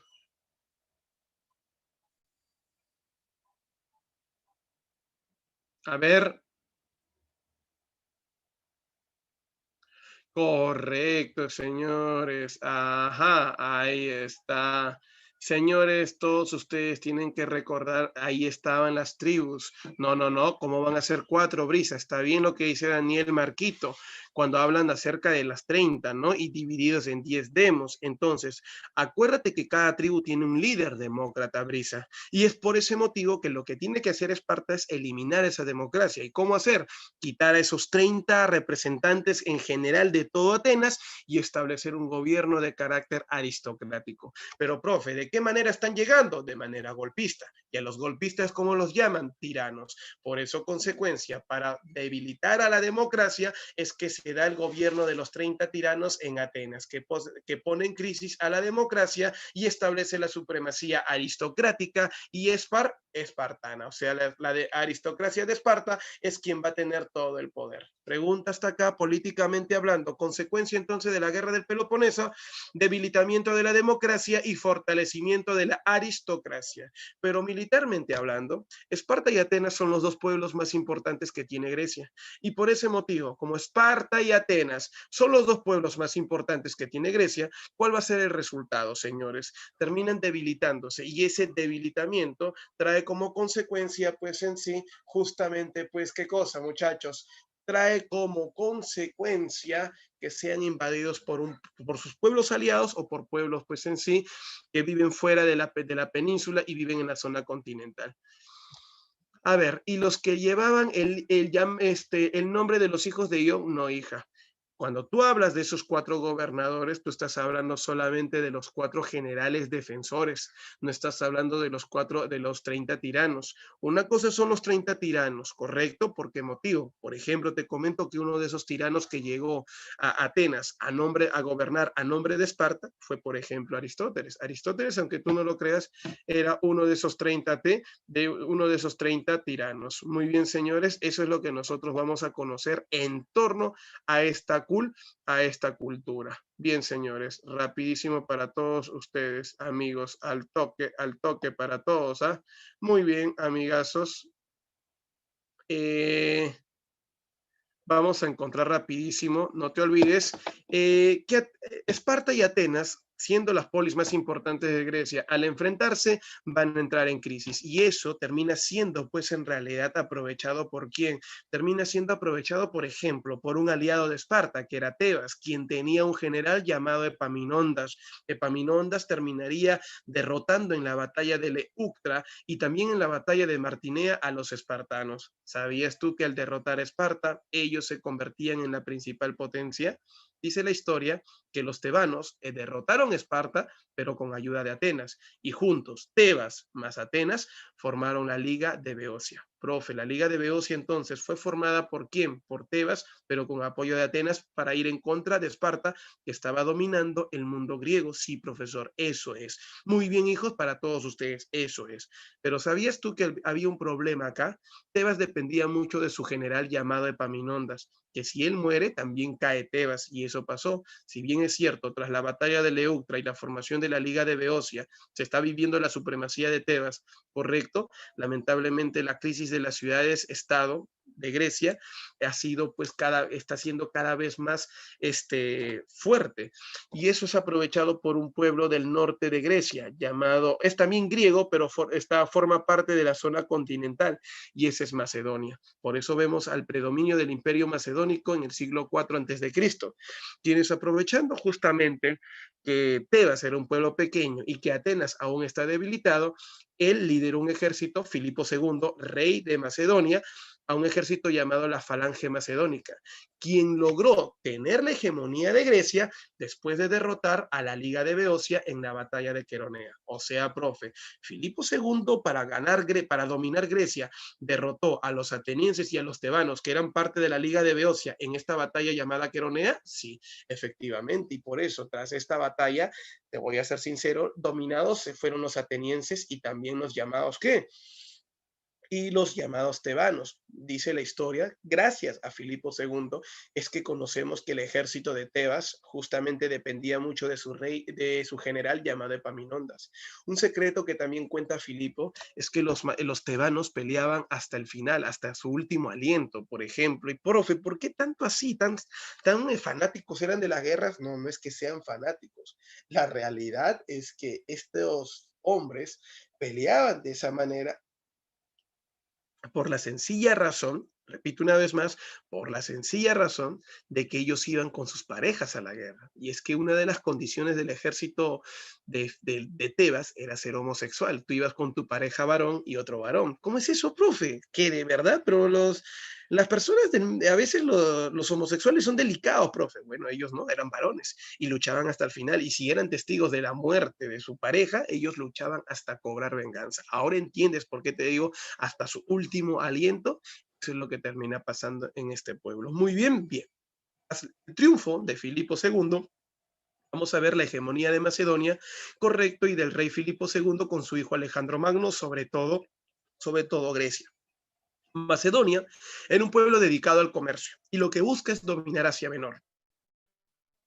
Primero, dominar el mar Egeo, que ya tras derrotar a Tebas lo tiene, pero lo que le falta es Asia Menor. Pero, profe, Asia Menor es parte de los persas. Recuerdo que hace un rato usted dijo, el espartano le prometió devolverle al persa Asia Menor. Sí, y por ese motivo, Filipo sabe que si quiere conquistar Asia Menor, tiene que ir hasta otro territorio, y para eso necesita formar un gran ejército. ¿Sabías tú que el rey Filipo, para poder conquistar Asia Menor, derrotar a los persas, crea la Liga de Corinto? La Liga de Corinto, señores, estuvo conformado por no te olvides, Esparta, por Macedonia, Iliria, y también estaban pues en sí los tebanos. El único que se opuso fue Atenas. Por eso vamos a ver pues en sí a los atenienses siempre opositores al gobierno del rey Filipo II. La historia cuenta que el rey funda la Liga de Corinto con el objetivo de invadir Asia Menor, pero lamentablemente termina muriendo. Y al morir pregunta qué es lo que termina pasando. El rey Filipo, correcto, ya había nombrado a su sucesor antes de morir. ¿A quién nombró como sucesor? A su hijo llamado Alejandro III, o conocido también con el nombre de Alejandro Magno. Repito una vez más, Alejandro III o Alejandro Magno. Entonces, profe, Filipo funda la llamada Liga de Corinto, ahora su hijo es el líder de esa Liga de Corinto, sí, efectivamente, y por ese motivo Alejandro Magno justamente haría honor a ese nombre, al título de Magno, que significa grande, gracias a sus campañas militares. El imperio de Alejandro Magno se caracterizó, repito una vez más, por sus grandes campañas militares, por ejemplo, para invadir Grecia, totalmente Grecia, para dominar el cercano oriente, para destruir, por ejemplo, Tiro en Asia, que era una ciudad fenicia, para poder invadir a Egipto, ¿no? Donde él llegaría a Egipto, y finalmente invadir al imperio persa. O sea, profe, llegó hasta Irán, efectivamente. Logró derrotar a los persas en la batalla de Arbeles o Guagamela. Repito una vez más, batalla de Arbeles o Guagamela. Ahora, ¿tú sabías que el amigo llamado Alejandro Magno no solamente ha cruzado el mar Egeo, no solo ha llegado pues en sí a Asia Menor, sino también ha logrado pasar Persia? Oh, ¡wow, profe! Aguanta. ¿Invadió a Persa? Sí, ahí invadió el Persa. Para derrotar a los persas tuvo que enfrentarse en 3 batallas. Acuérdate, Isos, Gránico y Guagamela. Ahora, te voy a contar lo siguiente. Una vez que derrotó al persa y ahora Persia es parte de Macedonia, de Irán se pasó a la India. y en la India sí lo frenaron. Dicen que Alejandro Magno quedó sorprendido con la calidad cultural que tenían los indios. Profe, ¿por qué motivo lo dice? Resulta pues en realidad que Alejandro Magno nos contaría, señores, nos contaría que quedó sorprendido porque había hombres que tenían pues la capacidad de sanar a una persona con el poder de sus manos, ¿no? Claro, con el imperio Gupta, hablo muy bien. Habían hombres que podían caminar sobre, no te olvides, sobre las aguas sin mojar sus pies, flotar, pero después de hacer esas grandes hazañas que valía mucho de concentración mental, descansaban una semana, descansaban pues en realidad buen tiempo y sin, ojo, sin despertarse. Por eso que después de despertar, ellos comían, pero wow, parecía que nunca hubiesen comido. Y ese es el caso pues en realidad de algunos dicen, pero profe, eso es muy parecido a lo que hace Jesús. Por ese motivo, no sé si alguno de ustedes recordará en la historia, pues nos van a comentar, nos van a contar que por esa razón y por ese motivo, cuando nosotros hablamos acerca de quién, cuando hablamos acerca pues en sí de la vida de Jesús, nosotros en la Biblia encontramos su nacimiento y luego ya su etapa antes de la muerte, pero su etapa de adolescencia, juventud, no lo conocemos mucho y es por ese motivo que existen hipótesis de que Jesús estuvo en la India y ahí aprendió justamente este arte, correcto, el arte de sanar, correcto, a través de de la llamada meditación. ¿Queda claro hasta acá? Bien, señores, él tuvo como capital Babilonia, él divide el imperio en sus diádopos, que van a ser sus sucesores, como Casandro, Ptolomeo, Seleuco y Lisímaco. Pero al final, solamente 3 fueron los más importantes. Seleuco se quedaría con el territorio de Siria en Asia, Antígono dominaría Grecia en Europa y Ptolomeo en África. Cuando hace referencia a África, no hace referencia a todo África. Solamente, ¿quién sería? Solamente sería Egipto. O sea, profe, antes en sí, cuando él muera, ¿le va a dejar el poder a estos 3 personajes? Sí. Y cada uno de ellos dominando cada uno de estos territorios. Ahora, Alejandro Magno va a morir justamente por el asedio de la nobleza. La nobleza en realidad está ambiciosa por poder, quiere pues en realidad quedarse con estas riquezas del imperio macedónico. Y bueno, al final este termina muriendo.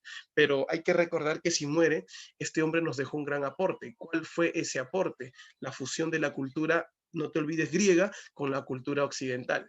Y esa fusión, gracias al derrotar, pues en sí, gracias a la derrota de los persas que logró Alejandro Magno, es que logra fusionar la cultura griega y la cultura oriental. De eso nace el helenismo. Hay que recordar que el helenismo es la etapa superior, por ejemplo, del periodo clásico. En esta etapa del helenismo, por ejemplo, encontramos nuevos filósofos. Ahí están las escuelas menores de Sócrates, como los llamados cínicos, los llamados cirenaicos.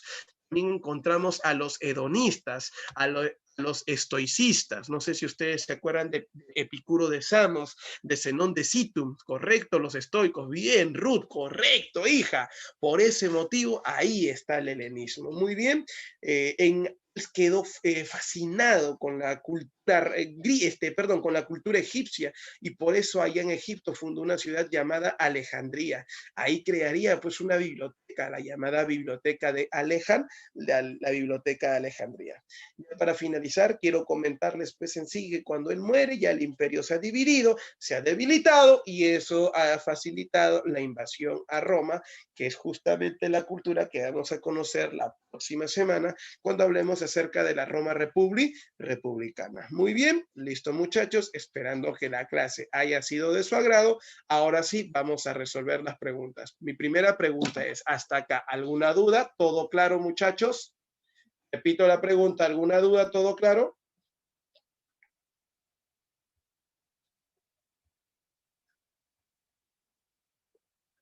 Dicen por ahí mis alumnos. Muy bien, señores. Gracias, Sofía. Gracias, Daniel, Brisa, Marcelo, Nadine y todos mis grandes alumnos, señores. Vamos a responder las preguntas. A ver, rapidísimo. Vamos con la primera pregunta. Todos al toque. La 1 y la 2, al toque, ya al ojo, al ojo, al ojo. Ya Marco Yikawa ya marcó rapidísimo, profe. Si te dice que una de las consecuencias para la caída del mundo griego fueron las diferencias políticas y disputas por el control de zonas comerciales que los llevó a ser invadidos por pueblos como Macedonia y Roma, del siguiente enunciado marca la alternativa que une correctamente las dos columnas. Y si nos habla de Filipo II, recuerda que él es el hombre que derrotó a los griegos en la batalla de Queronea, ¿cierto, Saulo? Muy bien. Alejandro Magno, recuerda que derrota a los persas en la batalla de ¿qué? Arbelas o Guagamela. Y Alcibiades, el traidor, invadió la Magna Grecia. 1C, 2A y 3B. 1C, 2A, 3B. A march. Vamos con la 2, el dominio tebano. Dice, fue efímero dentro del mundo griego, debido a la muerte del general Epaminondas y la invasión de los llamados ¿qué? Y la invasión de los macedonios, quienes lograron la conquista del mundo griego tras la batalla de Queronea, dirigidos por Filipo II.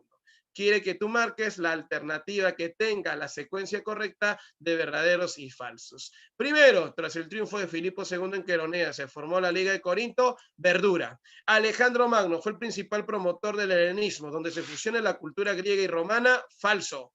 Luego te dice, la batalla de Arbelas o Guagamela fue la batalla final para la consolidación del dominio griego sobre el oriente persa, verdadero. Y Aristóteles, maestro de Alejandro III o Alejandro Magno, ¿le enseñó sobre la República de Platón para ser un gran gobernador? No, porque lo que él le enseñó fue, ¿qué cosa, muchachos? Fue el organón. Avión, muy bien, Ruth, Sofía, Marco, ahí están mis niños. Los 3 alumnitos, lo máximo. Vamos con las números 3, 4 y 5. Preguntas recontra pichangas. A ver, para que te motives, es una pregunta a nivel saco liberosa, o sea, recontra down. Vamos a ver, marca la clave que contenga solo enunciados correctos sobre el helenismo. ¿Significó la fusión de la cultura oriental con la cultura griega? Verdadero. En la filosofía destacó Aristóteles, quien publicó el Organón. Falso, nada que Aristóteles. Zenón de Citum fue uno de los filósofos más destacados del helenismo. Verdadero. La clave, dedo. Señores, muy bien, Marcelo. Correcto, Rubrisa, Vicela, Ruth, Brisa, Sofía y Melanie. Vamos con la 4. Es una causa de las guerras médicas. ¿Cuál es una causa de las guerras médicas? Pero es la más fácil esa pregunta. Correcto, Marcelo y Sofía. Es el control del mar Egeo. Esta 5 es una pregunta a nivel Villarreal. Oye, la Confederación de Delos posterior a las guerras médicas, ¿qué significó? Efectivamente, la hegemonía de Atenas en Grecia. Listo. Oh, no, la 6 te está pidiendo que no te olvides, ordenes cronológicamente, pero eso es algo que ya trabajamos, ¿ah? Eso está facilito. A ver, para mis futuros cachimbos, una cosa violenta y rápida. A ver, ¿quién me ayuda? ¿Quién me dice? Marquito Yikawa dice que es la B. A ver, si te está pidiendo que tú ordenes cronológicamente, todo empieza con Maratón, ¿no? La primera batalla es Maratón. Luego viene la derrota de Leónidas en el paso de las Termópilas. Luego viene la batalla de Eurimedonte. No te olvides en la Tercera Guerra Médica. Y finalmente la firma del Tratado de Paz de Calias o Simo. Después de haber pensado medio segundo, diremos que empieza con la 4, 3, 1, 2. Besos, señores. No sé qué me estaban diciendo por ahí. La D, dice. Otro me dice que es la A. Muy bien a los que dijeron la B. Listo, señores, vamos. A ver, rapidísimo. Siguiente, ya está, la 7, la 9, 8 también. ¿Qué dicen ustedes? ¿Qué dicen ustedes en las preguntas? Vamos, señores.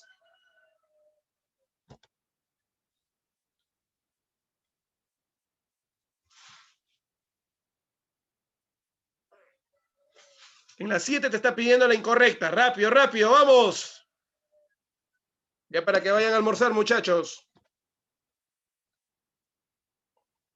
Katy me dice constantemente que solicite preguntas, ¿qué? Preguntas de eco. Y ahí están las preguntas de eco que tanto quieres tú.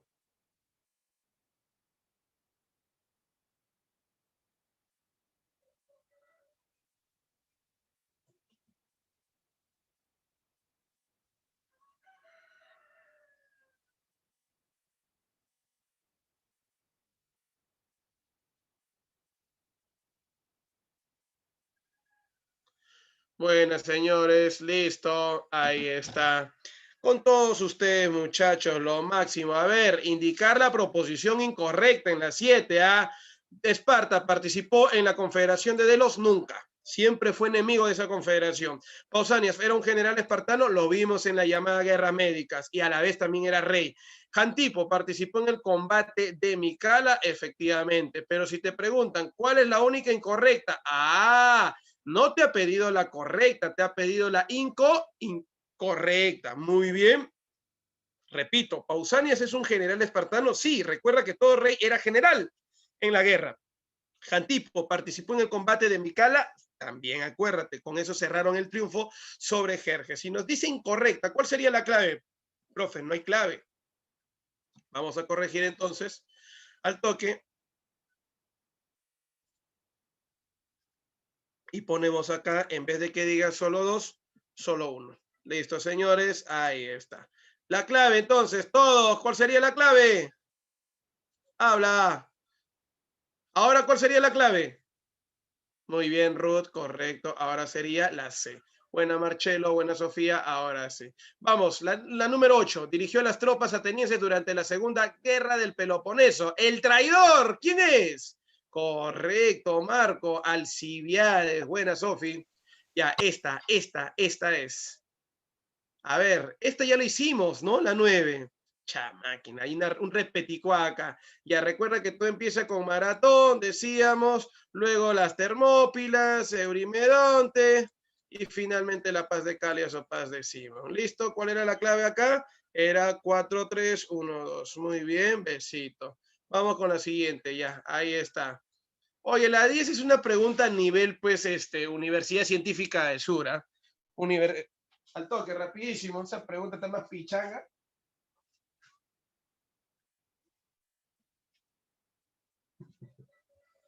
¿Qué dices? ¿Qué dices? Vamos, Fierita. Al toque, oye, tengo que ir a dar de comer a mi hija. Rápido. Muy bien, señores. La guerra del Peloponeso. Enfrentaron a las ligas de qué. Oye, acuérdate, en la guerra del Peloponeso se enfrentaron en la Dieza. La liga del Peloponeso se enfrenta, la liga del Peloponeso contra la liga de Delos. Besito, buena brisa, Ruth, Sofi. Ay, Marcelo. Esa gente se mata de risa con esa pregunta. Profe, es un insulto. Y a la 11, ¿cuál es la 11? Los espartanos, una vez conquistada Atenas, establecieron el régimen de ¿qué? Todos en mancha, buena, al ojo, profe, así que venga, dicen, en Villarreal te va a venir así, hijo. Correcto, no te olvides, 30 tiranos. No, pues, la 30, a la 12 también, ¿no? Repeticuá, son las más grandes, máquina. Ha habido ahí un error, creo que no lo guardé bien, por eso que no salió estas preguntas.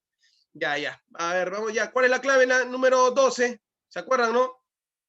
Tras el triunfo de Filipo II en Queronea se formó la liga, claro, era verdadero, falso, verdadero, falso. Muy bien, ahí está. Avión, ya, vamos con esa. Tras la muerte de Alejandro Magno, el poder de Macedonia estuvo bajo la administración de sus generales. De la siguiente terna de nombres, marca la alternativa correcta. Dice que nombre al encargado de la administración de Egipto. Oye, él es justamente el papá, el ancestro de quién? De la familia de Cleopatra. Y ese señor se llama Ptolomeo. Ahora, claro, ¿no? Sus sucesores van a tener hijos. Uno de sus hijos se llama Ptolomeo VII, quien se casa con Cleopatra, que es su hermana, ¿no? La número 14 está facilita. La marca la clave que tenga sobre enunciados correctos sobre el helenismo. Cultura griega, sí, falso, correcto. Aristóteles no, pues te dice en la filosofía, destacó Aristóteles quien publicó el Organón. Hay un detalle, a ver. El enunciado es correcto, pero Aristóteles no forma parte de la época del helenismo. Te está preguntando sobre el helenismo.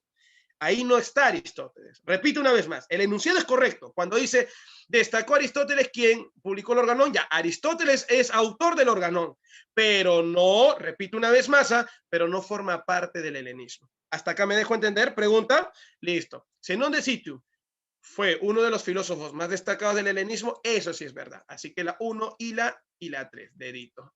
Buena, muchachos, ¿ah?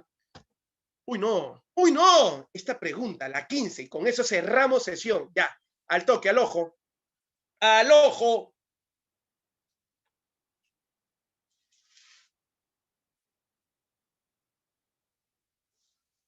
¿Qué dice Ruth? ¿Qué dice Brisa? Saulo. ¿Qué dice Marquito? Marcelo. Marco ya marcó la clave, me mandó, dice que es la B. Sofía también ya mandó, creo que dice que es la B. ¿Qué dice Brisa? Saulo. Sofía. ¿Qué dicen por ahí? Rapidísimo. Dice que es la B de Brisa, dicen por ahí ya. Marquito también dice que es la B. Daniel, la B. Marcelo, la B. A ver, ¿qué me dicen ustedes, muchachos? Rapidísimo. También Daniel dice, muy bien el chupe. Gracias, hijo. Marca la clave que contenga solo enunciados correctos. Tras las guerras médicas, la hegemonía de Grecia estuvo en manos de Esparta. No seas loco. ¿Cómo va a ser en manos de Esparta? Esparta está en otra, hijo, está en otra. Era Atenas, buena. En la guerra del Peloponeso se enfrentaron las ligas del Peloponeso y la liga de Delo, verdadero. Filipo II fundó la Liga de Corinto con el objetivo de conquistar a los persas, claro que sí, principalmente Asia Menor, ¿ah? Perdón, ahí lo estoy poniendo mal. A ver, eso es verdadero. Muy bien, listo, ahí está. Y tras la muerte de Alejandro Magno, el dominio de Grecia se debilitó y creció el protagonismo de Roma. ¿Qué dices tú, verdadero o falso? ¿Qué dices tú, verdadero o falso? Verdadero. Entonces, después de haber pensado medio segundo, la clave, ¿cuál es? Oye, muy bien, señores, todos. Besito.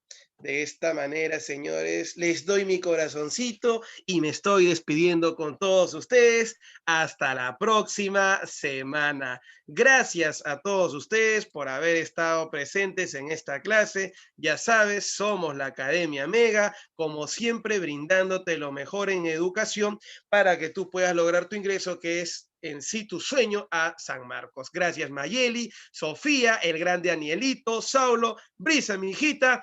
Gracias a Ruth, gracias a todos ustedes por ser tremendos alumnos y nos estamos viendo la próxima semana. Claro, así es. ¿Que somos todos? Somos mega, dicen. Israel, ¿se puede plagiar? No, pues hijo, ¿cómo vas a querer plagiar? Tienes que aprender. Muy bien. Listo, Danielito, listo, Melanie, Daniel y todo mi mancha. Muchas gracias a todos ustedes. Mejor código de humo, hijo. Nos estamos viendo la próxima semana. Cuídense, un fuerte abrazo. Chau, chau. Vayan a almorzar, muchachos. Nos vemos.